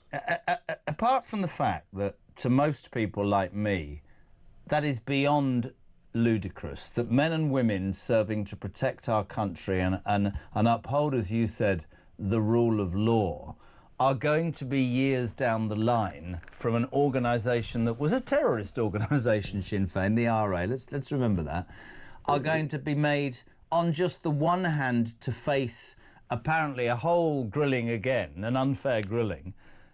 The people from that IRA terrorist organisation are potentially going to be able to sue the British taxpayer. Just move that story to one side and answer me this. You're an experienced politician. Is there no common sense in any politics of this government right now? Let's not talk about the mistakes you lot made. Somebody, somewhere, thinks it's a good idea to screw yet again our veterans. These are our veterans. There's one I see every Saturday, I've told the story repeatedly, who's got a board up saying, moved out of my hotel for migrants. I gave 14 and a half years. Can you get me a coffee or a sandwich? I gave him the meal deal. He likes the Mars bar. He does like the Mars bar. But the fact is, right, what message is our Prime Minister sending to all the good people, waspy women, pensioners, veterans in this case? We are going to screw you completely. We don't hear you. We're not interested in you, but we're going to stick up for the perpetrators of crimes. We're going to stick up for people who shouldn't be here. It's unbelievable, Mark, how even there's nobody, trust me, in your party that thought this was going to implode this badly, this quickly. Tell me I'm right, man. Keir Starmer's Labour Party don't give a damn about the British Army veterans who served in Northern Ireland. They should. But they don't. Why are they doing this? Yeah. It is because from the Prime Minister downwards, they are literally obsessed with the Human Rights Act. Hold on a second, though. Not when it comes to the Chinese spying case, because he's calling the CPS a bunch of liars. That's a bit ironic in itself, isn't it? Jeremy, this is why they'll never stop the boats. This is why they're going to pay 35 billion quid to Mauritius to rent back the Chagos Islands that belonged to us in the first place. It's all because the Prime Minister and the Attorney General and other senior members of his cabinet think that the Human Rights Act trumps everything. And the reason they're doing this is that in some of the lower courts in Northern Ireland, it was ruled that parts of our Legacy Act were incompatible with the 1998 Human Rights Act. That was before the election.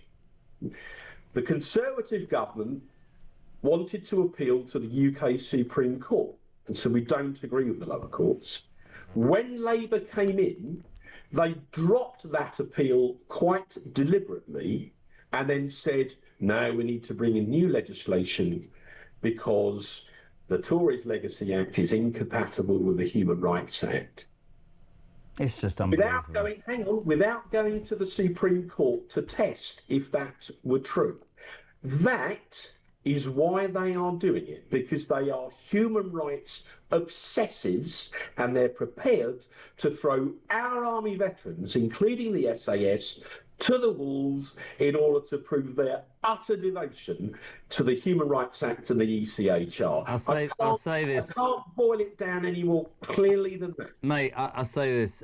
We've agreed and disagreed on many things over the months. This is great work that you're doing, highlighting this. This is a disgrace. It's an absolute disgrace that our veterans are treated in this way. And I absolutely can assume and hope and believe that apart from the Labour Party, there should be cross-party agreement on this. Mark Francois, thank you so much indeed, laying out the Conservative argument there that new legislation on the Troubles legacy deal is going to drag men and women who have served this country in the most heinous situations and have made split-second decisions are going to be prosecuted, and Sinn Féin and people like Jerry Adams will be able to sue the British government.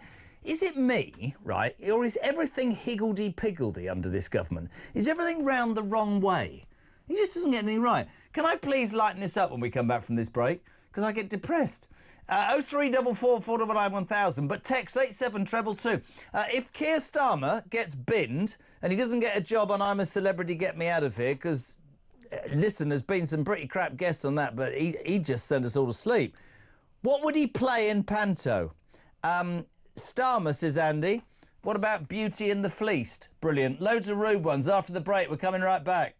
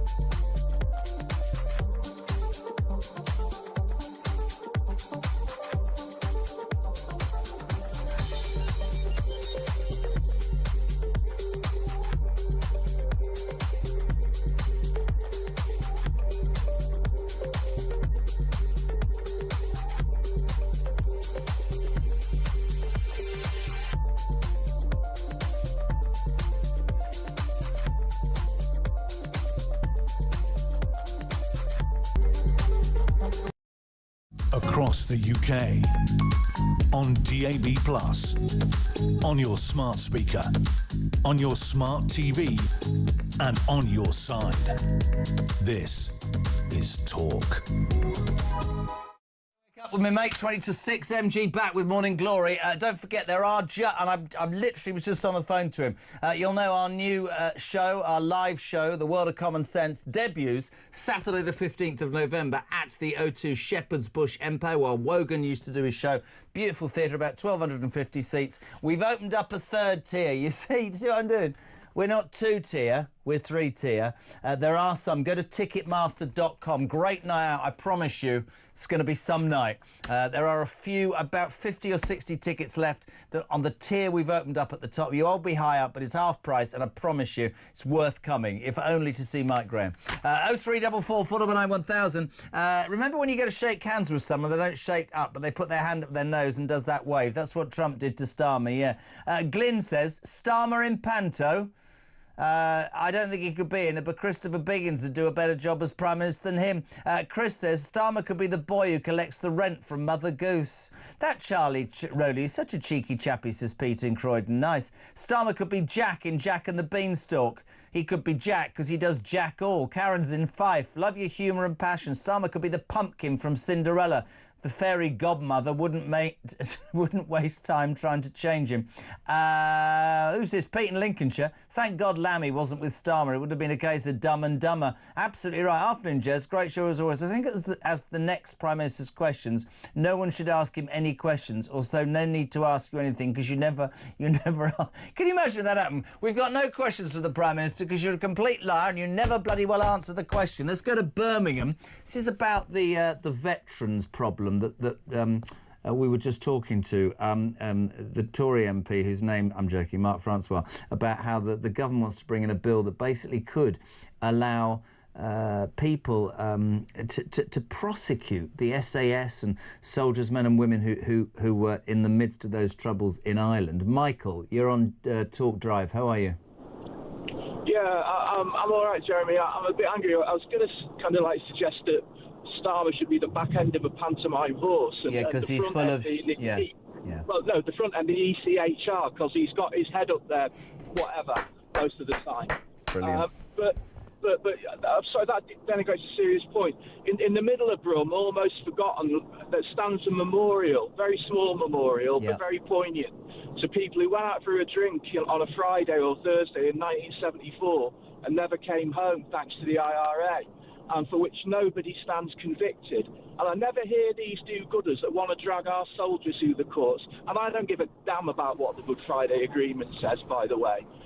I know people in Brum, and I don't speak for everybody. We want those people found, no matter how old they are, no matter where they are, and dragged through the courts and dragged into jail. Because it's absolutely despicable that this Labour government could even consider this. And it's part of their wider agenda of being anti-British against a certain class of British people who are old, white, stood up for the country, and they think voted Brexit. If you listen to the left talking about old people, they despise them. And all this stuff, all the things that they've enacted, and now this latest insult completely embodies that. I'm sorry, I'm a bit serious and a bit angry. And No. I've got to say... That drives me nuts. No. Listen, that's the truth, you see. Here's the thing, right? Are you there? Yeah, I'm still here. All right. Yeah. The thing about what's going on in the world right now, specifically this country, is infuriates me. Just occasionally, I have to be lighthearted because otherwise I'd end up headbutting the desk. I would go further. To me, it's abhorrent to say to men and women who put their lives on the line to do what's right by this country and to deal with those troubles that we will what? Look back 20 years and go, you shouldn't have done that. Why do you think the police, right? I wouldn't want to be an armed policeman nowadays. Be run out with somebody with a gun or some bomb or something. If I shoot them, I'm going to be the one that's in trouble. We get it round the wrong way. I said it earlier. We seem to find excuses for the perpetrators of crime. That sexual offender on the beach, in that bloody judge saying to the guy in Bournemouth, oh, you had a bad upbringing. It was a mere aberration. But let's forget the 17-year-old girl who's traumatised forever. As you quite rightly say, let's forget the families whose lives were traumatised by the IRA. No, let's be that stupid that we're thinking of making a bill or changing a bill so that Sinn Féin can sue us. I thought they bombed a lot of people. I'm not saying they were. It's to me. You've started now. I was calm. It is beyond sensical. It's madness, man, and it gets worse on a daily basis. This apparent desire to look good. But here's the irony, Michael. Starmer's all about, as you said, I don't think he cares about Britain. I think he and his cabinet want to look good abroad. Or we'll give you the Chagos Islands and we'll make sure, the Mauritian people don't pay income tax for a year. The truth is, if you saw that video yesterday, he's a bloody laughing stock on the world stage, and so are we. And that infuriates me as well. What infuriates me is I don't want him dragging the rest of Britain down with us and people like me, because, I'll say it, not in my name. Whatever he does is not in my name. Couldn't agree more. I say that when I go abroad, and I'm sorry to be serious, but I'm fuming about this. And couldn't agree more. Delighted to have you on, mate. Thank you. Michael's in Birmingham. Quickly to Dorset. Peter, you're on Talk Drive. What you got? Good afternoon. Hello. Good afternoon. In one respect, I'm falling off the sofa with what happened with Trump and Starmer. However, I very quickly get on my sofa again, because I'm afraid the other side is turning into such hatred. Hatred for the man, hatred for what he's doing between factions in this country. I cannot remember any time in my life where there's a situation where you might have voted for another party, but you would never, ever have had this level of hatred and mickey-taking out of the Prime Minister and his cronies. And the situation is, this is far more sinister than a document. In my view, whoever it is behind the business with China needs to uncover it, because this could undermine the government. I hope it does undermine the government. And for people just tuning in, this is the case of the two men found spying in the House of Commons, the CPS ready to prosecute, and they have said that the government is refusing to simply come out with a statement where it says China is at the centre of this because they're terrified about losing a trade agreement. People like Sir Ian Duncan-Smith, who started the show at 4 o'clock, and many others have for a long time said China's infiltration into the United Kingdom is not healthy and they need to be brought to task. But we have a spineless Prime Minister. Can I just very briefly say this to you, Pete? And when you started, I get it. There will be people who say you're very harsh to Keir Starmer, Jez. I'm harsh because he embarrasses me. I'm harsh because I think his priorities are about face. I'm harsh because he seems to hurt and go for all the people that matter in this country, be they farmers, be they pensioners, be they waspy women, be they veterans, on this ideological cruise which says, oh, I've got to care for all the people who basically shouldn't be cared for and screw all the people who do. And I don't, genuinely, Pete, last word to you, but I don't get it. I don't get it.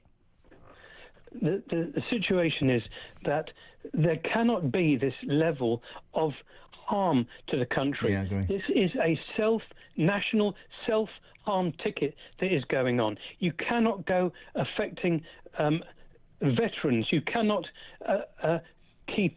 destroying this country unless there is something far more sinister. Well, I don't know about that. I'd say it was incompetence, but we appreciate a call. Pete in Dorset. I was just looking at the screen. How ironic it says highly respected.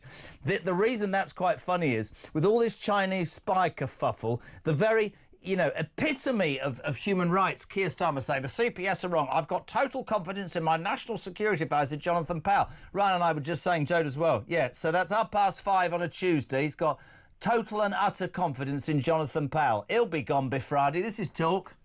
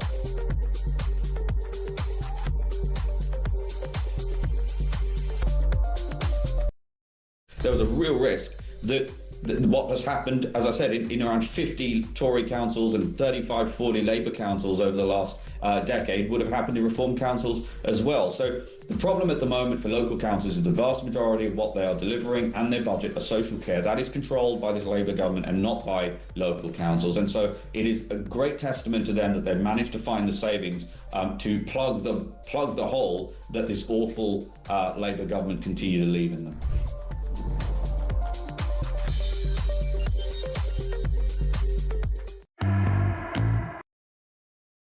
Across the UK, on DAB+, on your smart speaker, on your smart TV, and on your side. This is Talk.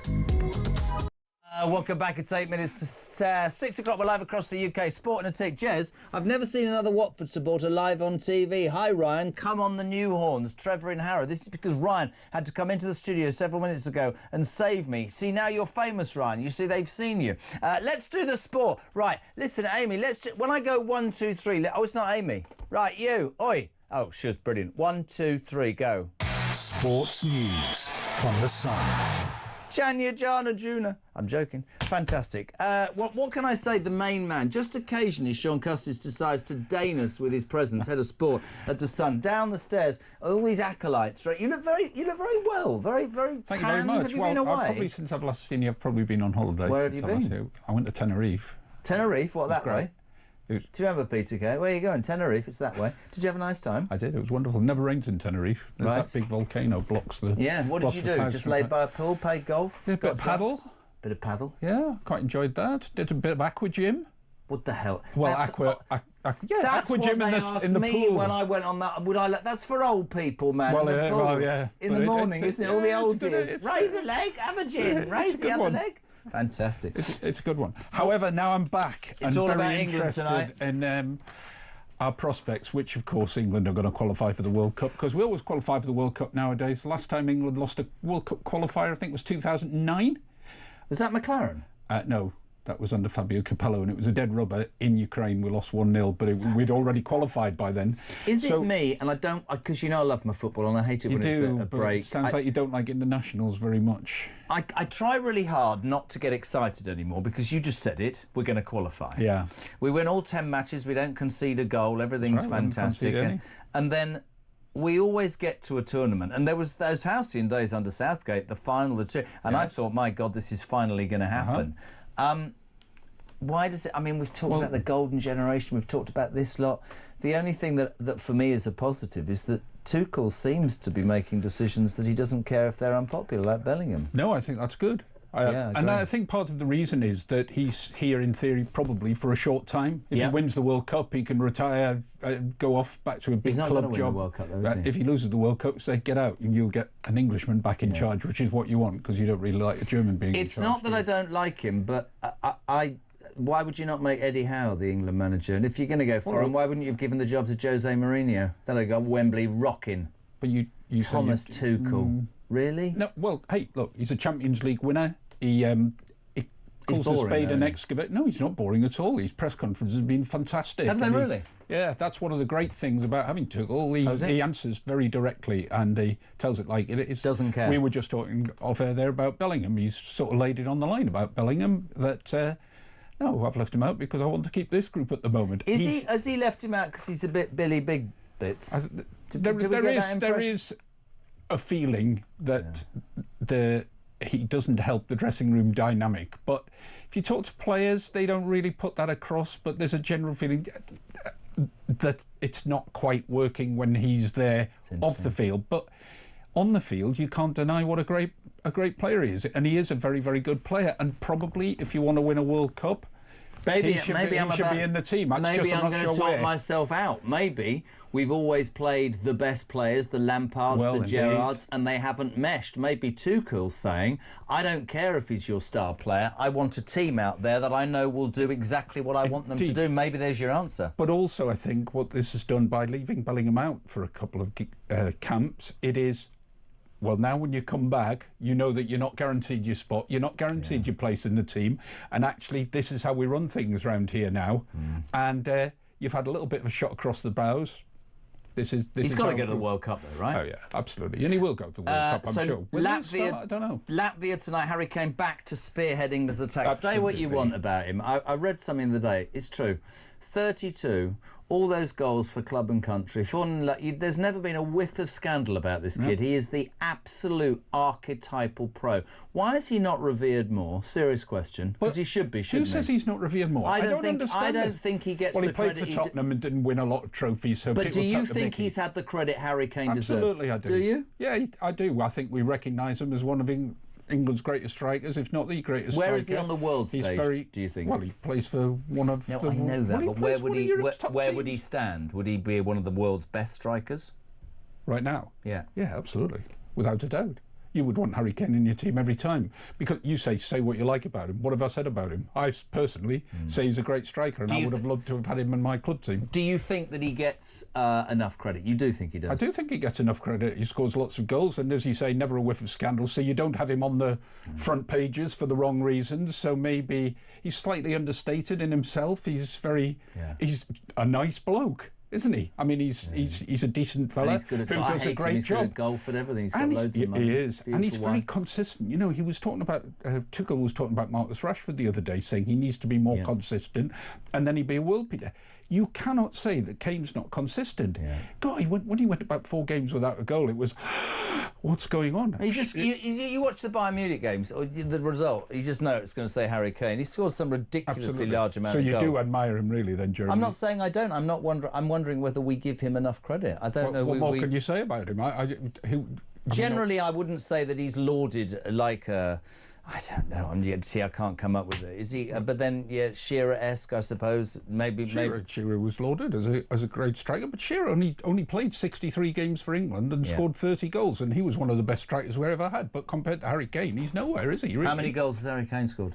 Oh, quite a lot. I can't remember off the top of my head. So, can I ask you a professional opinion? With a new manager at West Ham, Nuno Espirito Santo, will West Ham be relegated this season? Probably not, because he's a pragmatic coach, isn't he? Who's not going 16th. But what do you want? I mean, it was looking. You were looking in great peril. I'm the West Ham fan who said we shouldn't have got rid of David Moyes. Ludicrous. Yeah, ludicrous. Well, you did it twice. Yeah, absolutely. And you've got Brentford next. That's going to be an interesting test of your credentials, is it? Thank you very much. Sean Cassie should give me. And Ryan, of course, is the only Watford fan in the building. They've changed their manager 103 times since Christmas, and they've gone back to one they sacked before. They have, who took them to the FA Cup final where they lost 6-0. Good times. What do you make he has been one of their longest-serving managers in 3 weeks. I don't know, 20 years. What do you make of Watford Football Club? I like Watford as a club because it's not far from me, and they're a great community club, and they do a lot for the locals, even though it seems that they're a bit mad as a professional club. But locally, they're really, really good. I'd like to salute the Hatters of Luton. They've employed my mate Jack Wilshere, their new manager. Absolutely. I think delighted that's great. for him, and I think Luton will go into the stratosphere and will absolutely put Watford where they belong, in the shadows. He's going to cut me off. Sean Custis from The Sun, thank you so much. Today, Talk Drive, 6 o'clock.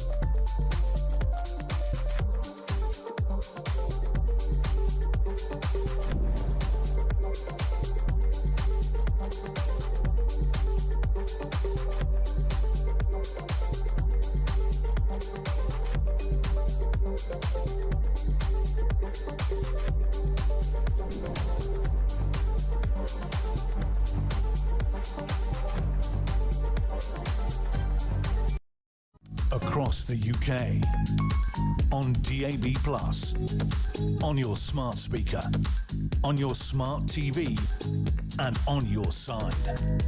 This is Talk.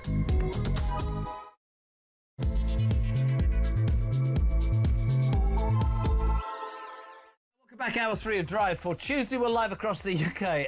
Kev is here from 7 with his political asylum, and of course Harry Cole saving the West from 10 o'clock tonight. Second part of that Thatcher programme. 100 years she celebrated. She was 100 years old yesterday, the legend that was Maggie. I'm on the show again tonight with Harry. That's from 10 o'clock on Talk and YouTube as well. If you want to be on, by the way, 0344 499 1000. A bit of fun. We said if Starmer... Should we just play the video? If anybody else asked me to see this, we happened to be on air yesterday and we happened to think that we would just commentate on Starmer. Absolutely humiliating Keir Starmer, Trump humiliating Keir Starmer, and this went absolutely viral. Have a watch. This is when you know you're absolutely inconsequential on the world stage. United Kingdom. Where's United Kingdom? Where's my friend? Come here. Is everything going good? Very good. It's very nice that you're here. These people all came in like 20-minute notice, and I think it's fantastic. And we have so many others, and just so many others. And oh, it's brilliant. It's the biggest shun you've ever seen, and the response you got is unbelievable. Right, so, oh my God, sorry, what's going on here? Katie Booth, we need to sort therapy here. Have you seen this, Jodie? You should have Ryan in with you for more of your shows. He's a bit of nice eye candy. Sorry, have you been to Specsavers, love? What the hell is... you don't look so good at 60. Well, you're never reading your messages out. Is that one of your relatives, Ryan? You don't know about in Watford? That happens a lot. Hello to Sheila. If those questions are A-level standard, my Labrador is on his way to university. This, ladies and gentlemen, is from Shabana Mahmood. English and grammar practice. Apparently, if you can stay in this country, you have to be able to pass one of these questions or a few of these questions to prove your literacy and your ability. So we've said to every guest coming on the show, if you can't answer a simple maths question, you will be deported back to, well, Eritrea or a tent on a beach in France. We say a very good afternoon. I don't really want to upset this man because he's already lost his job. Nigel Evans, former Deputy Speaker of the House of Commons, former Ribble Valley MP for 30 years now, unemployed. Somewhere abroad. Oh, there he is. No, I'm back home, back in UK. I'm glad. Obviously, I want to have you on the show, but you're going to have to pass the test. Shabana Mahmood says, migrants will need to speak and understand English to an A-level standard to work in Britain under new rules announced today. I don't think this is A-level standard. I'm going to be really honest. I think it's far from it, but we'll have a go. I can't ask you that. Hold on a minute. You're like David Lammy. Hold on a second. David Lammy to the slaughter. Vocabulary word choice. She is very good, blank, playing the piano. Should it be on playing the piano, in playing the piano, or at playing the piano? Nigel Evans? This is my final answer. Yes. At. You said at? The lie detector. Oh, God, that's the wrong show. Sorry, I nearly said lie detector. I got completely confused then. No, joking. Yes, very good. Well done. And finally, for you, Nigel Evans, you won't be going back to France or Eritrea. I'm looking forward, blank, you soon. To see you too, or to seeing you soon? To see you soon. No, it's to I'm see. looking forward to seeing you soon. You said see you. Sorry. I'm looking forward to seeing you Get soon. Get ice. Quickly send them to Never. I'm going back to Wales. I'm joking. How are you, kiddie? You all right? Great. I'm great. Oh, by the way, I love that video you just showed. There's two videos, by the way. There's that one, and I call it the Mrs. Duffy moment. If you remember, Gordon Brown and Mrs. Duffy, it cheered me up during the 2010 general election. I played it regularly, and it's the same with this one. So you've got the video you've just shown, but the other one was when Mark Carney of Canada is having a chat to the Donald by the rostrum and saying, thank you, Mr. President, for promoting me as President of Canada. And then for whatever reason, Keir Starmer just walks in between the two of them and just stands there, waiting for them to notice him. This went. Oh my goodness me! It's this went viral because Look, it was just so... We did it live, and I was sort of doing a Eurovision commentary on it, and you know, waiting for the UK behind Indonesia. I mean, at one point, I think I said he's going to thank my bloody wife before he thanks Starmer.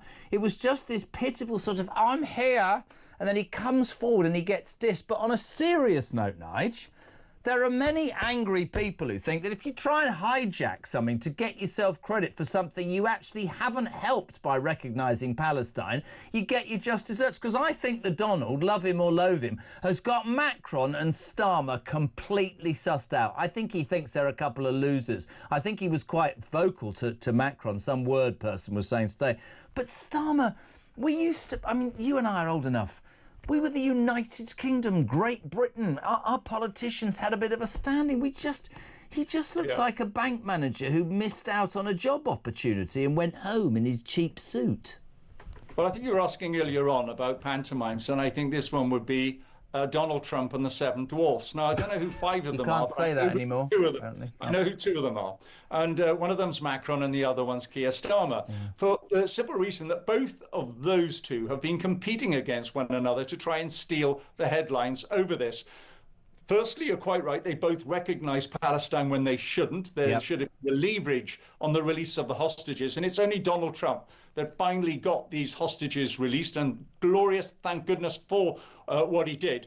But my goodness me, didn't they at very short notice, both of them get on a plane out to Egypt in order to get into a photo op. And of course, the photo op has just basically blown up in Keir Starmer's face. It's something that he's going to be reminded of time and time again. Did you see the Sun's meme today, which I thought was hysterical? Because there's that great story. I don't know if you're a football fan, but a few years ago, the Champions League final, Chelsea were in the final. John Terry, their sort of heartbeat, their captain, suspended for the game, watching the game from the crowd. And then as the trophy presentation was about to happen, John Terry's obviously gone to the changing room, put on a full Chelsea kit, run out onto the pitch to lift the trophy. I felt that was like Starmer yesterday. It's like... And I thought that Donald knew exactly what the hell he was doing. And I just think he put him back in his place. But for somebody who, you know, wants to run around and crave that acceptance, have a look back here at the mess, the horrific mess you are making of this country, mate. I mean, when he started being Prime Minister, he'd go abroad all the time. I think he fancied himself, you know, but back home, I mean, let's talk about back home. We've talked about that. Can I just stop you there, though, before you... It's the thing that unites both Macron and Keir Starmer is that they've both got disasters at home. As you know, Macron's just reappointed Le Cornu. Oh, I thought you were talking about their wives for. I thought you were talking about their wives for a moment. No. I'm not even going there. No, but Le Cornu too. That's France, and it's they can't get a budget through, and the only way that they're going to get it through now is by delaying the reforms to the pension. And it's the same here in the United Kingdom with Keir Starmer. It's a financial, economic mess made in Downing Street, and so both of them race abroad. Looking at international politics, it's the old trick that some politicians use, and they're both using it to its ultimate extent at the moment. They should both be at home sorting out their domestic problems. Were you embarrassed when you saw him? Because I was. Yeah. Well, neither of them needed to be there, to be honest, because the person who sorted out the hostages and is sorting out the Middle East and I hope we'll be able to sort out Russia and Ukraine is Donald Trump, the man that Keir Starmer and others within this current government scorned a couple of years ago. Couple of things. You were Deputy Speaker of the House of Commons. There's a big story in the Commons about this Chinese spy situation. Basically, a couple of people with passes within the House of Commons, Christopher Cash and Christopher Berry, were due in court for spying. That the CPS thought they had a cast iron case. They were both acquitted in court in September after prosecutors unexpectedly dropped the charges because they said the government, that's the Labour government, had refused to provide a statement or do what they had to do to prosecute these two men. This was a case passed to them, all the bundles of information by the Tories who were ready to go with this prosecution, but then, of course, were voted out. In an extraordinary development, because there's a lot of people on your side of the political spectrum, like Ian Duncan Smith, who've been very vocal for years about this and have been blacklisted and ostracised by the Chinese, bless them. Keir Starmer, the advocate for human rights lawyers and everything, turns on the CPS and said, this isn't my fault, you're incompetent, and the Tory party. I mean, the man who was the speaker, was he the speaker when you were there, Lindsay Hoyle, when you were deputy speaker? Lindsay Hoyle, your old boss, is raging and saying this is not fair for parliamentarians, that this government is putting their safety and our national security ahead of apparent desires to have a better trade arrangement with China. You'd agree with that, judging by your face, I suspect? Yeah. Well, I mean, why don't they be open about it if that's what they want to do? That they haven't put forward the proper information that was necessary for the CPS then to take on this charge. So the charges have been dropped because the government is refusing to put forward the information that is absolutely necessary. Why would they stop doing that, though? Seriously. I think it's going back to what you just said earlier on. They want a little bit of the China deal, right? They want to do more trade with China. You've got Ollie Robbins. Don't forget that. Top senior foreign office minister. He's out to China next week. Jonathan Powell, how many visits to China has he made? And so let's just be totally transparent and honest about it. If they want to get on their knees in order to get the crumbs from the plate of the Chinese business deals, then at least be honest about it. Don't try and use some sort of smokescreen to say that you aren't doing it that way. Do you think stepping away from it, that's not a good decision, is it, to put trade ahead of that? No, of course it's not. And I think something to do with China is behind what happened with the Chagos Islands too, because nobody can get their heads around why we ought to be giving £30 billion to Mauritius to take an island that is in British possession. I mean, none of that makes any sense whatsoever. Lindsay Hoyle clearly is incandescent. Yeah. The security of Parliament rests at his very door, and he is furious that this prosecution has been dropped. It's an extraordinary other example. I mean, the Tory party today sort of up in arms, demanding that this is restarted. Very quickly, because you've been unequivocal in your support, what did you make of Kemi at the conference last week? Were you pleased? Was your head turned enough in terms of she made the stamp duty thing? She seems to do a better speech. Do you think it's the beginning of the fight back or a damp squib? Well, I thought her speech was excellent. I really did. And so I think she did enough in my book to be given the opportunity to carry on. And I've got to tell you, it was a critical speech, Jeremy, because there's no two ways that had she failed, had she made some glaring errors, then a number of reporters at the party conference would have let it all be known. And the fact is, you've got people like Andrew Pearson, Tom Howard and others who were reporting from the conference saying actually they thought that she did rather well. And it was quite interesting, if you were watching it like we were in preparation for the show, the looks on Cleverly's and Jenrick's faces changed immeasurably as the speech went on and on. I don't think she's a bad person. I summarised it the other day. A lot of people agreed with me, which was, God, I sounded like Trump then, which was really simple, which is probably a decent woman, probably a good politician. Don't know whether she's a leader, but it's a poison chalice. I believe that the British people, sorry, this is going to upset you, are going to cast the Tories into the political wilderness for a decade to make them pay for what they perceive the Tories failed at. I think the same will happen with Labour, and that's why I think Nigel is riding high in the polls. That's my opinion. I think time will tell, and it could go that way. It really could. I thought the announcements that she did make, particularly the one on stamp duty, was excellent. And leaving the ECHR, there we are. Gosh, we're going back to the test at the beginning. Teeth back in, Evans, teeth back in. Hey, I paid a lot for these teeth. Now then, so I thought all those announcements were really good, but clearly there are a number of tests that are going to come about. And don't forget, the test for reform as well, in the 10 local authorities that they're running. How well are they doing there? And they've proved that where they're running local authorities, they can do it well too. So there's going to be a number of tests all over the place. The one area, though, Jeremy, where I think it's problematic for me is I've never been in favour of proportional representation before. But it's when I see a government on 33.7% of the vote with the vast majority of the seats in Parliament, and I see the prospect of the next general election, whereby Reform could be the biggest party at the moment. Let's just take the opinion polls now. They're 32, 33%. Then you've got the Labour Party on 20-odd%. Then you've got the Tories on just about 20%, and the Lib Dem. Anything could happen at the next general election, and we could end up with a decision that the public simply have never voted for. Operation Stop Nigel. Ask you quickly about that weird human being. Sorry, I'm not going to lie. Polanski, I thought it was a filmmaker till I realised that actually Jack Polanski, the new leader of the Greens, he was a hypnotist who used to use his powers to enlarge women's breasts, apparently, but that's another story. What do you make of the Greens? They've surged in the polls. They just want to charge you even more tax than the Labour Party, don't they, in essence? Of course, yeah. I mean, you talk about the woods, seeing the woods from the trees. I mean, that's the Greens for you. Yeah. I mean, when people listen, everybody wants sustainability. Everybody wants to save the planet. We've only got this planet and all that sort of stuff. Yeah, we're all there.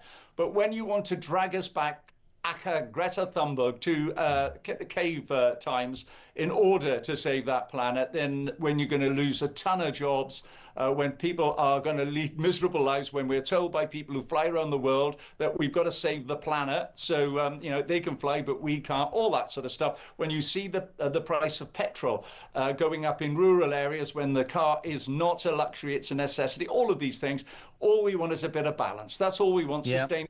And I'm afraid the Greens aren't there. Today, the illegal migrant, Afghan migrant, jailed for 5 years for threatening to pop Nigel Farage, threatening to kill him, gets 5 years. Unbelievably, he'll probably serve 2 years and will be out. He's now saying, which is just, honestly, this sums it up to me, I'd rather go back to Afghanistan. But you didn't when you wanted to come here and you threatened. Two questions for you, because there's a legal bill going through the Commons next week. Sarah Pocham was telling us about it. A sentencing bill that's basically going to say, no, David bloody Gawk again. Actually, you should only serve a third of your time. Can I ask you as a Tory, and maybe I'm missing the point, I've always believed if you get 5 years, you should do 5 years. I'll just take 60% off your your time in jail because I've got over. Build more bloody jails, because people will commit crimes knowing they'll only be serving 33% of their time, Nigel Evans. Yeah, well, you could go the other way as well, Jeremy, which is you get sentenced for 5 years, you do 5 years, and that's if you're well behaved. If you're not well behaved, you'll be having time added on. I've also got another idea for this Afghanistan bloke who wants to go back to Afghanistan now. Can't we do a deal with Afghanistan, send him to Afghanistan now so he can serve his 5 years in an Afghanistan prison? I bet you it'll be 1% of the cost of what it's going to cost us now for putting him in a British prison. I agree, and if you said to British people, we've got a government that doesn't seem to be able to stop people coming illegally, whether they've got the will to or not. But when a man who does come illegally decides to threaten one of our politicians, irrespective of his political party, think of poor man Amos, and think about Miss Cox and all the terrible people who lost their lives just doing the job that you did for 30 years. But we prosecute him, but we're going to pay £400,000 or £500,000 to keep him incarcerated, and we don't want to send him back because apparently he might be treated badly. This government's priorities, to me, are as skew-whiff as any government I've ever known in my life. Well, let's do a prisoner exchange with Afghanistan. Yep. There must be some Brit in a jail in Afghanistan somewhere along the line, and let's just swap them. But if we can't do that, let's just do a deal with Afghanistan. I'm absolutely certain that for a fraction of the money, and I think somebody once compared sending somebody to Eton with how much it costs to put them in prison. Ian Duncan Smith, top of the show earlier. It costs more to put them in prison than it does to send them to Eton. Then let's do a deal with Afghanistan and let's get him back there and let him serve his full 5 years in an Afghan prison and then see how he feels. Couldn't agree more. Also, just as a bit of fun to finish, before we plug the book, I said that if Starmer doesn't make it, he should in fact do panto. We've had Dick Whitlis, we've had the Two Ugly Sisters with Macron. Can you think of a panto that Starmer would be successful in? Because I don't think he's going to be asked, and I must say, oh, look at Nigel, he's concentrating. No, I'm just wondering, was Pinocchio ever a pantomime? That's the 3,752nd person to say Pinocchio. It's brilliant. How's the book going, Evans? What's happening? Where are we at? We're still at chapter 25, so you've still got some hope. In fact, I came across a photograph of me and you on one of these sort of, these memories that Apple keep throwing up at you when they think, oh, goodness me, how long ago was that? That's what my producer's going like this. Where was that then, Nige? Not Keep it in the money. Yeah, I don't think I want to be in the book now. Listen, Kidder, thank you so much indeed. Always great to have you on. We love him. We love his honesty. Nigel Evans, former Deputy Speaker of the House of Commons on Talk Drive at 6:22. I wonder what photo that is. Slightly worrying. Loads of texts as well. We'll do those. We'll do some. Of course, we've got Chloe Dobbs. Also got is John Lucas, the night news editor, will stride into Studio 1 sometime between now and 7. And Jodie's heart will go flutter, flutter, flutter back in 3.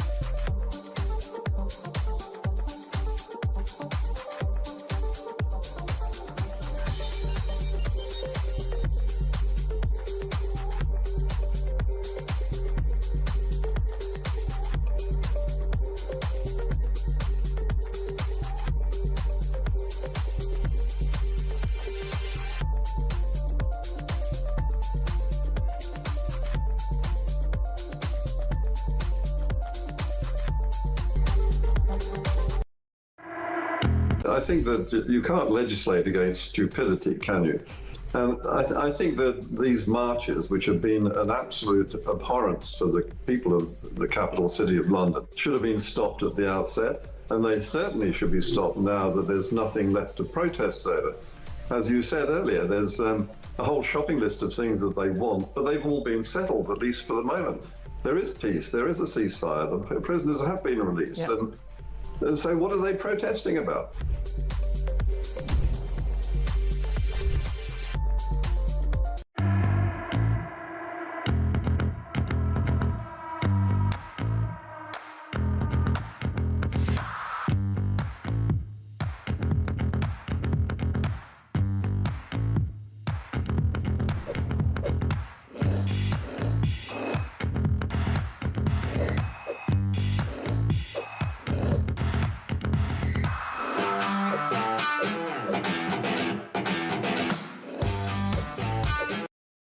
Across the UK, on DAB+, on your smart speaker, on your smart TV, and on your side. This is Talk. Welcome back, 6:25. Thank you for all your texts. Jez, this is because Shabana Mahmood introduced, apparently, migrants will need to speak and understand English to an A-level standard under new rules from the Home Secretary. Well, we've got this English grammar practice questions and answers. I mean, it's bloody easy. Sheila says, if those questions... Oh, I've done that. If those questions are an A-level standard, my Labrador's on his way to university. Hello to Natasha, Jeremy. Were those really A-level questions? You asked Sarah Poacham. What on earth do you get at GCSE? What is the first letter of the alphabet? Probably. Is there a Nobel Comedy Prize? Because Trump should have got that as well. Up the Donald. Hello to Sian in Cardiff. Starmer could be Lord Farquhar from Shrek, who said, some of you may die, but it's a sacrifice I'm willing to make. He couldn't give a damn about UK citizens. Yeah, Jane Bates and thousands of you. Let's get Starmer as Pinocchio. Oh, Crystal, if Panto was cast as the Muppets, Keir Drama would be Beaker. Very good. Jane's in Essex. Jezza, another thing, Lee Anderson had a fab idea. Stick that guy that wants to go back to Afghanistan in jail, solitary confinement, no special treatment, no TV, no radio, and a 1-hour walk at midnight. That'll get him depressed, won't it? Jerry Phil. Jerry? from Bury. Jerry from Bury, hello. As a Falklands veteran, should I be waiting for the knock on the door from the police to drag me to an inquest? Jerry, on a serious note, our thoughts are with every veteran, and this government is disgraceful. Dave's in Walthamstow. Great show, Kev. Brilliant. Veteran Bill, how can they expect anybody in the services to go to war security in any way when they can be destroyed with a court case after any small issue during their service? It's a bloody disgrace. Mike from Cleverleys. The other issue is with Starmer and his bill to prosecute our veterans will only cause further problems with recruitment. Why would you bother? The man's a bet. Yes. Yes. Yes. Starmer is going against everything this country stands for, and I'm concerned for the country's future, says Joanne. Jezza, let's not forget Hermer represented Jerry Adams. That's Dave from Kent. The Attorney General, Lord Hermer, the one who seems to think that human rights of people who commit crimes are more important than UK citizens, once, apparently, represented Jerry Adams, the leader of Sinn Féin. We say a very good evening to I'm going to call her a political heavyweight. I'm going to talk to a broadcasting icon, Chloe Dobbs. Hello. Hello. How's your dog? He's, I think, gotten crazier since I castrated him. What is wrong with your dog? That was... Well, hold on a second. Castrating him was meant to make him calmer. It's done the opposite. He's insane. It's like he's a crackhead. He's on drugs. Sorry, could I just point something out? I'm not going to speak for Ryan. If you want to cut a man's knackers off, it's not going to make him that happy. I don't know why everybody assumes... I'll tell you what, see that dog, just lop off his bits and he'll be as happy as a sandboy. How can you be happy? Everything you've ever wanted's been taken away from you.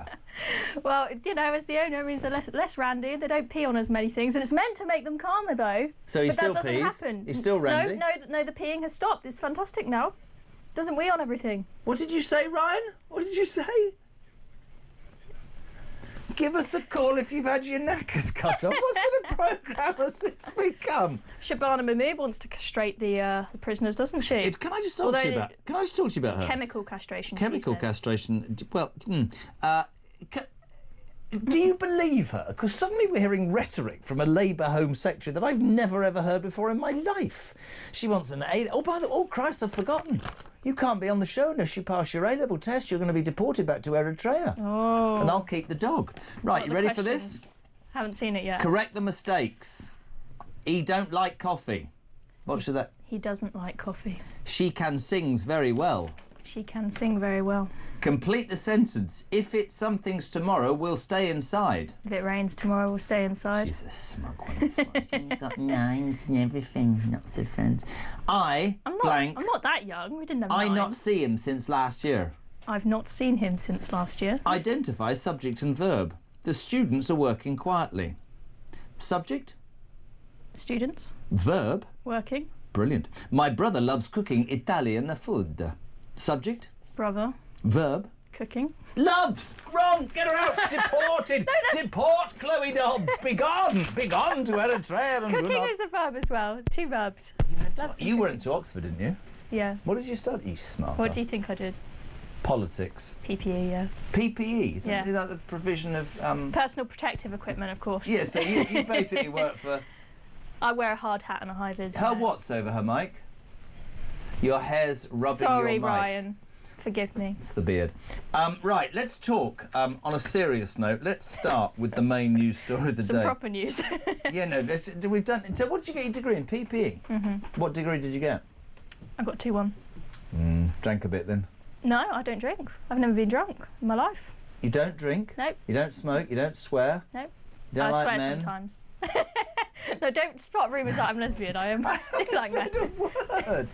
You're just busy with your career. Right, migrants, this story, this Afghan migrant today, jailed for 5 years, Nigel Farage, literally put on video. I'm going to pop Nigel Farage, comes to this country illegally, gets in, is arrested, today is jailed for 5 years. I was sort of listening to Nigel Farage say he should be deported, and then I was thinking about the length of prison time and what a sentence means. And we had Sarah Pochin, and she was telling me about this sentencing bill that takes place on Tuesday that many, well, all of Reform and many in the Tory party will be voting against, because that ridiculous human being David Gauke, who's ex-Tory, who's done a sort of commission for the government, has come up with an ideal way, he says, to cure the prison population problem, and that's to cut still further a sentence. So if you get given 5 years, right now you probably have to serve 2.5. He wants to lop off another 30% off that, which begs the question, what's the point in even putting anybody away? Because I come from the school that says, if you break the law, Chloe, and you found guilty in a court of law for 10 years, you've got to serve 10 bloody years. I mean, what are we saying to criminals? Don't worry, just go through the judicial system and just serve 25% of what you were given. It's a joke. I mean, no wonder we're living in what people call lawless Britain, because there simply aren't consequences for crime, or at least very small consequences. And look, I had sympathy for the Labour Party when they came in, particularly on the prisons, because the Tories, they just didn't really bother to do anything with the prisons. They didn't build any. No. The walls were crumbling apart, and so I get it was very tight. But the fact that they decided to let people out onto the streets early when they could have kicked about 12,000 people out of the prisons and made all that space if they just kicked all the foreign criminals out, that would have been far better and safer for society. And then the fact that they were putting people in for Facebook posts, and you may say it's not very many, but the principle of doing that whilst you're letting out people who had committed absolutely horrific crimes, and I mean, we had one man murdered, on the same day or the day after, a man was let out of prison. Your hair's rubbing your microphone again. I'm sorry. I'll move Just tuck your hair around the back of your head. I've done it now. I've done it now. It's crazy. And I mean, look, we've got, this guy, Madapasa, as he's known as nickname, who's been jailed. The new legislation we've had go through to say that we can deport people earlier would mean that we could actually kick him out pretty much immediately. But the problem is we don't have a returns agreement with Afghanistan. We've made the agreement. I'd like to go back to Afghanistan. Why can't you just put him on a boat and just let the boat go? And if it gets to Afghanistan, I don't understand why this is this human rights stuff, and people say, oh, you're being really unfair.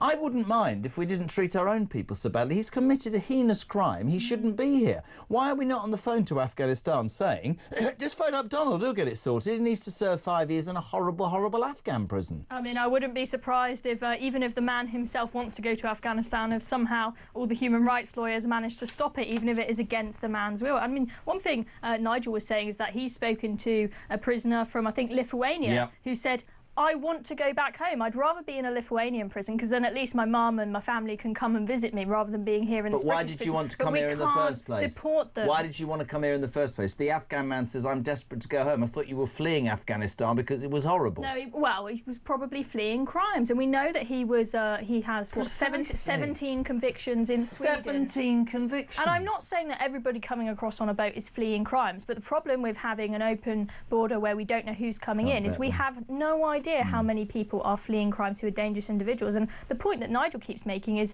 we only know about this guy because he was stupid enough to put it on TikTok. How many criminals who are smarter than this idiot and don't shout about their idiotic views on TikTok and where they've come from and their journey, how many of them are coming through that we don't know about?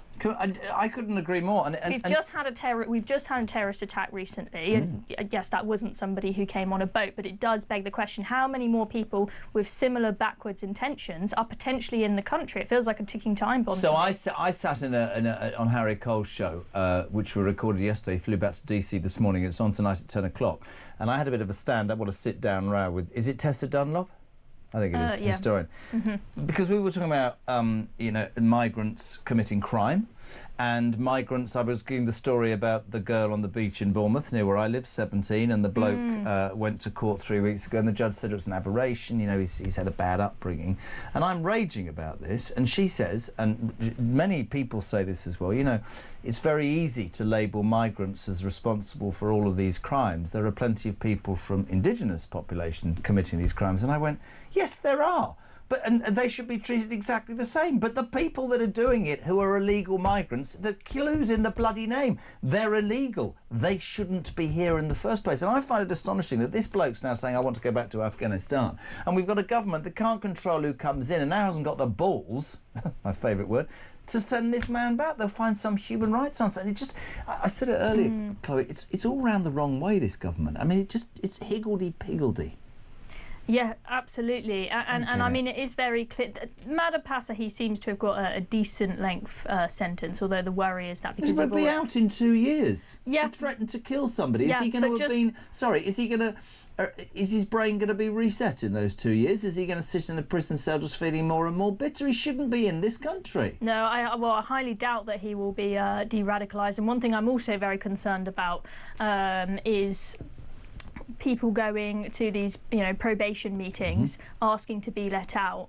We've had the terrorist that plotted to the London Stock Exchange. Yeah, absolutely. He's out because I guess he sat there and said, "Oh, I'm de-radicalised now. I no longer support Doesn't this nobody terrorist test ideology." whether they're de-radicalised or what? Well, Shabana Mahmood could have turned up to that meeting, but she just decided not to when you're about to let one of the most dangerous terrorists in the country out onto the streets. And then we've just had another one being let out, I believe, another serious terrorist. And I just think I'm a bit concerned as to how naive the people in these meetings are, because these people are very good actors. I interviewed Shamima Begum's first husband, Yago, and he's an ISIS terrorist, and he will have done absolutely horrendous things. How many most husbands likely. has she had?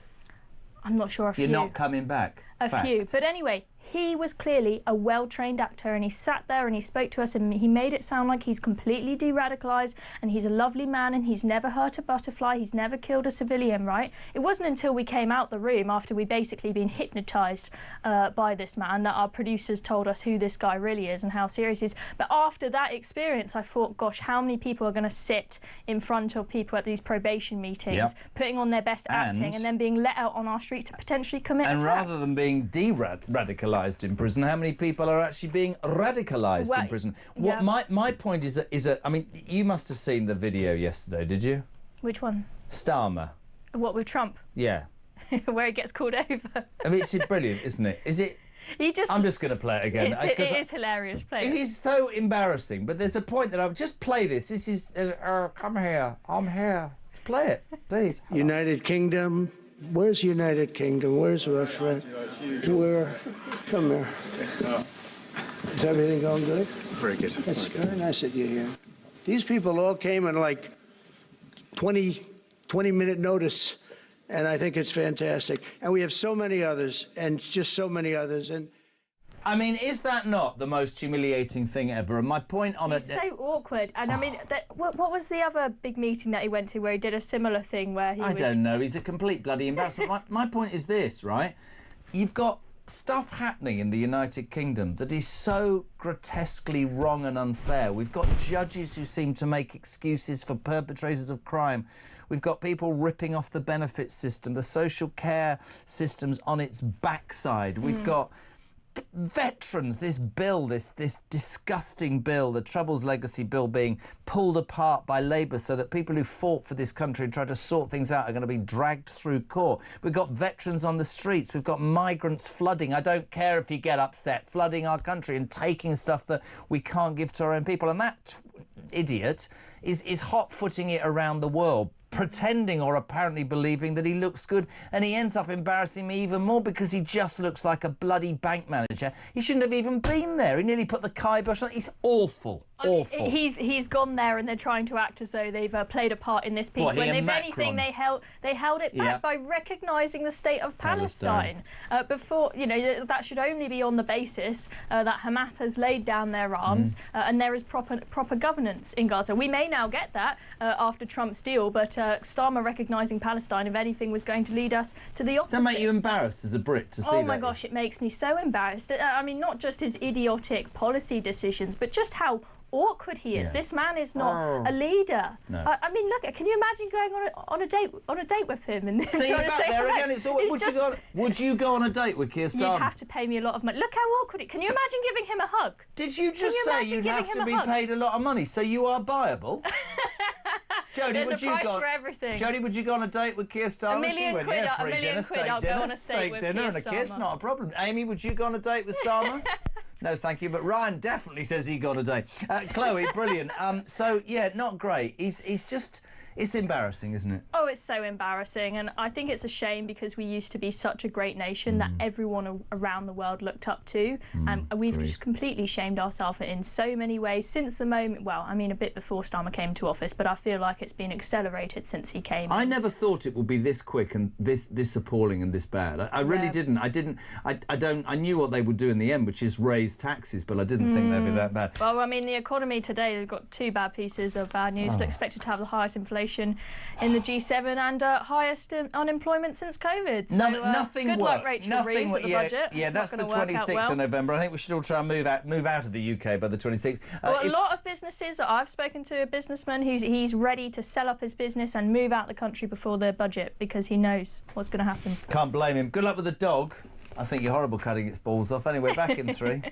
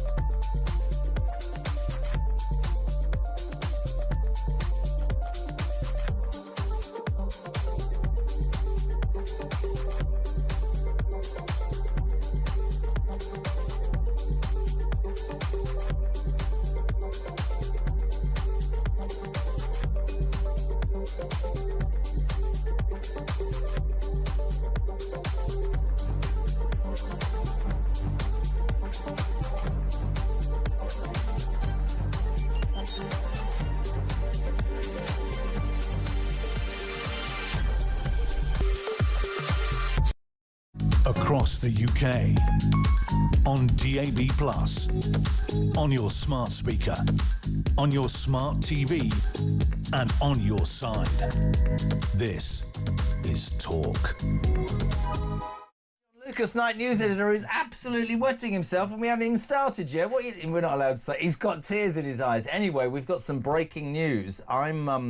You don't know this, but every year I take the team out for Christmas, and we're going to have to do it in November. We're going to have a big drink up, and Ryan's asked to bring his wife Lauren, and I'm bringing my wife. Safe kiss and a goodbye. And Jodie was saying, I don't really want to bring partners. Don't really want to come with Cameron because John's coming. So you two might have to sit next to each other. Is that all right? Well, I mean, I don't have a wife to bring, so yeah. All on you then, Jode. Right in the poo there. 6:45. Fantastic. Johnny, what we got tomorrow? Some amazing work again. Migrant scandals, yes. We've been talking about the story today. The gentleman who gets Fayez Khan. I mean, this guy posting a video, I'm going to... Well, let's say it, effing shoot you, pop, pop, pop, Nigel Farage at Southwark Crown Court today, jailed for 5 years. And now the debate is why. Farage comes out and says, seriously, deport this man. Under the justice system we've got, he'll be out in 2 years. Yeah. And what, free to roam? Absolutely. Well, the big migrant story that we're working on tomorrow is another big investigation actually into some of the funding behind the whole process, but it's still in the works. We're still at that part of the day where the lawyers are picking over everything. But the context of it will be these two big cases that we've had today. As you say, the first one involving Nigel Farage. I mean, you know, it's a fair point. The guy's got a AK-47 tattooed on his face. The minute he sets foot on English soil, you'd like to be able to say maybe you could just make that judgment there and then that he's probably not going to be a great. You've got border officials that addition. go, oh, that'll upset him if you take the tattoo down and we believe he's 11. It's ridiculous, man.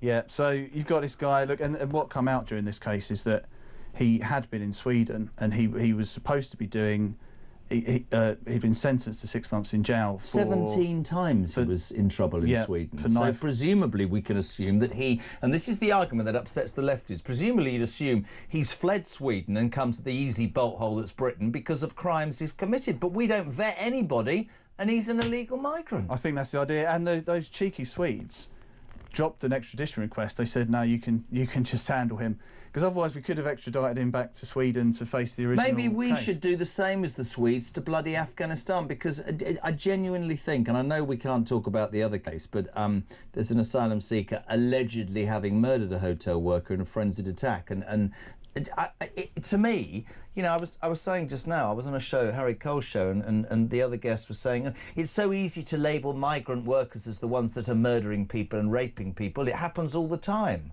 She wasn't justifying, but she's saying, you're just saying it's migrants. There are English people, indigenous...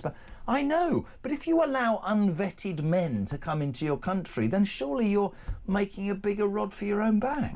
It is very problematic. I mean, the answer to that point is, yes, of course, we've got plenty of our homegrown wrong-uns, but we do tend to have a good case history of who they are and what we can expect from them, and that they are...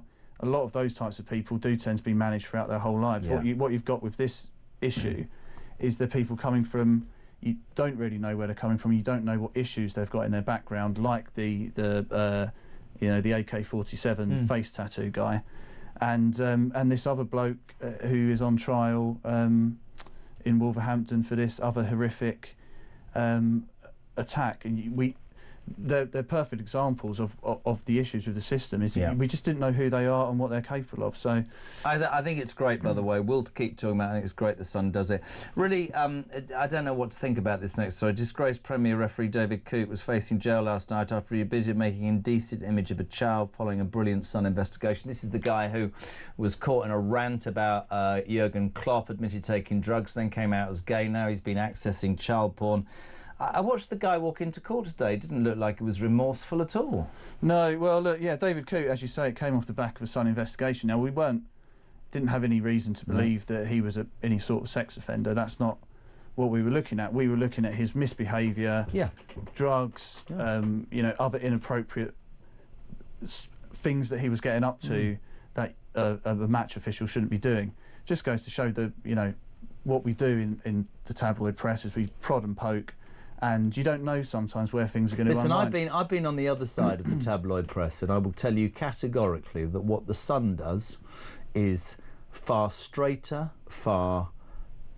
as decent as it can be. The Sun is very, very, very, very, very often right, and you cannot say that about a load. I've seen too much and learnt too much. The Sun will get stuff, yes, but it's always straight down the line. And David, honestly, we're not going to sit here and defend a bloke that's doing photographs of... Like, I mean, I nearly got into trouble yesterday. You know, the two people that murdered the guy from the Lost Prophets? Yeah. Still can't say what I thought. Yeah, I mean, what happened with Coote was that off the back of our stories about him taking cocaine, there was an independent investigation into his electronic devices. They found a video of in the very worst category of child abuse. Remember, the very worst, Pete. The very first. I won't describe what that involves, but it was the same sort of thing as Hugh Edwards had on his devices. Oh, well, there we go. David Coote will walk free then, like that pedo from the BBC is. You see, that's just going to wind me up. He's still on 200 grand a year. Yeah, I mean, you can get a lengthy custodial sentence. Very unlikely to get that. All right, apparently I've got to speed through the next two, because this is a brilliant headline. Paddy Power, Britain's first rice crop. What? First rice crop is being harvested by farmers fighting back against the record-breaking hot summer. 9 varieties, including risotto, basmati and sushi, being grown in newly created paddy fields. That's it. So these guys in Cambridgeshire, they flooded or they raised the water table in 20 acres of their land, and they're growing basmati and all the rest of it. It's incredible. And because we've had a hot summer, lots of other crops have not fared so well, but as we know, there's always plenty of water in England. Of course. And they've raised the water table and they've been Here's a able joke to for you and Ryan. Best bit of cricket commentary I ever heard was Rice Bowls and Paddy Fields. Work it out. How good's that? Jodie, this gives me hope, this next story. Britain's oldest escort. Britain's oldest escort. Is this a car or a bloke? She's a fantastic model. Hey! She's got plenty of miles on the clock. Oh, I see what you're going with here. But she's had a lot of work done. Oh. And how many people has she had driving her? Lots. She's been around the houses many times. This is Britain's oldest Ford Escort. Is it? It was thought to have been lost because it was exported to Malta and nobody knew where it was. It's been brought back into the country. It's a white MK2 Escort RS 1800. How much is it worth? Produced in March 1975. They expect the auction is going to go for £250,000. Jodie's got to thought it was a whore. How am I supposed to concentrate doing this show? It's a car. It's a car, of course it's a car. 250 grand. 250 grand. You could tell the journalist in his eyes. He started to twinkle. He went lots of miles on the clock, been around the houses. Leather seats, brilliant. Love the Sun. Migrant scandals, one sort of ongoing, the other one about the guy who tried to kill Farage today. The Sun is on that, talk is on that. Coote's pedo shame, the disgraced Premiership referee David Coote in court today. I think that's a great story, by the way. Paddy Power, that's brilliant. Farmers realising that traditional crops aren't going to work, raise the water table. They're making Britain's first rice crop somewhere in Oxwillow Farm. Where did you say it was? Cambridgeshire. Cambridgeshire, Yeah. Good luck to them. And Britain's oldest escort is not my mother. Well, she's dead, but he's not about a car. John Lucas, thank you very much indeed. This is Talk Drive.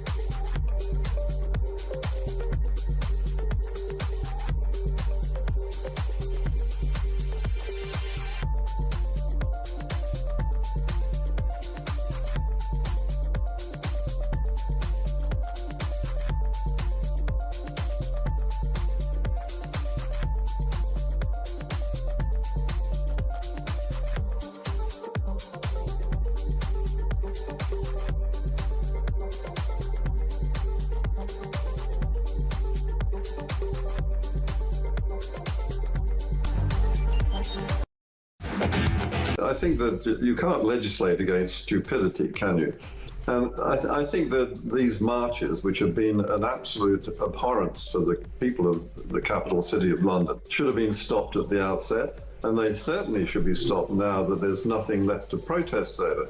As you said earlier, there's a whole shopping list of things that they want, but they've all been settled, at least for the moment. There is peace, there is a ceasefire, the prisoners have been released, and so what are they protesting about?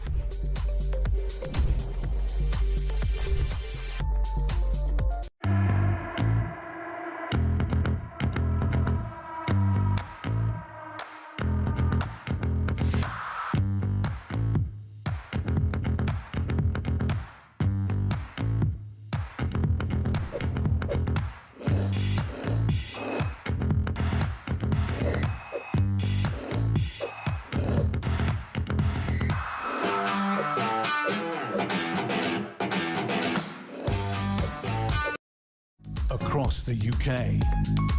On DAB+, on your smart speaker, on your smart TV, and on your side. This is Talk. Back almost 7 o'clock. So Kev is here with the political asylum. That'll be fantastic. Harry Cole is here with Harry Cole Saves the West. I'm on that later. All about Thatcher, 100 years old she would have been yesterday. Petrie from 11. Don't forget, the best show in the land, anywhere. My mate's back, 6 o'clock in the morning. Mike Graham with Morning Glory. Jez, David Northamptonshire, as someone who comes from Northern Ireland and served 3 tours in that country, this is all about letting the now politicians of Northern Ireland who used to be in the IRA rewrite history. It stinks. Hi, Jez. Is 1 in, 1 out, none on that test. Mary in Colchester, fantastic. Leslie, Starmer, not a bank manager. He looks like an undertaker or a used car salesman who's never sold a car. Fantastic. Treacle in Bridgend. I've no idea. What's your real name? Think Starmer should be Puss in Boots. He's behind you. Yes, I think he probably could be a Pussy in Boots. Mark in South Wales. Starmer in Panto. Got to be wishy-washy in Aladdin. Very good. Gary's in Rochester. One of the questions for the language test is, what is the correct answer to set the free? Is it sausages, B, hostages, or C, the dogs? I guess Starmer would say the sausages. Dave's in Worthing. I had an aunt there. She had dogs. Died. Fantastic show, he says. Obviously, be listening to something else. Can't wait for reform. Starmer's embarrassed this bloody nation. His time is running out. I don't want to frighten you. It could be. He has another 3 years and 8 months. Let's go to West Yorkshire. Luke, you've literally got 1 minute on Talk Drive. What you got? Good evening, Jeremy. It's great to talk to you. Well, first of all, I just want to talk about Starmer. I mean, it's been going on for so long now where he does things that makes Britain as a nation look absolutely pathetic on the world stage. But this surely has got to be the final straw. I mean, it just makes him look so weak, and by extension, the nation. When I saw it, I just sank into my chair. Agreed. It was awful to see, and he looked like the little brother at a family event being pushed away by the big brother or the dad. It was just so embarrassing. It's awful to see. I couldn't agree more, and we can sit and talk about his domestic inabilities and his lack of reliance on anything to do at home, and then you just think about what he's doing abroad. Listen, I've got to go. I really appreciate it. Tim is in Darlington. Tim, you got 30 seconds. You're on Talk Drive. What you got me? 2 quick questions. The young man imprisoned for threatening Nigel today. Yeah. Part of his sentence was 8 months for illegally entering the country. Yeah. That is a judicial precedent for everybody who has come across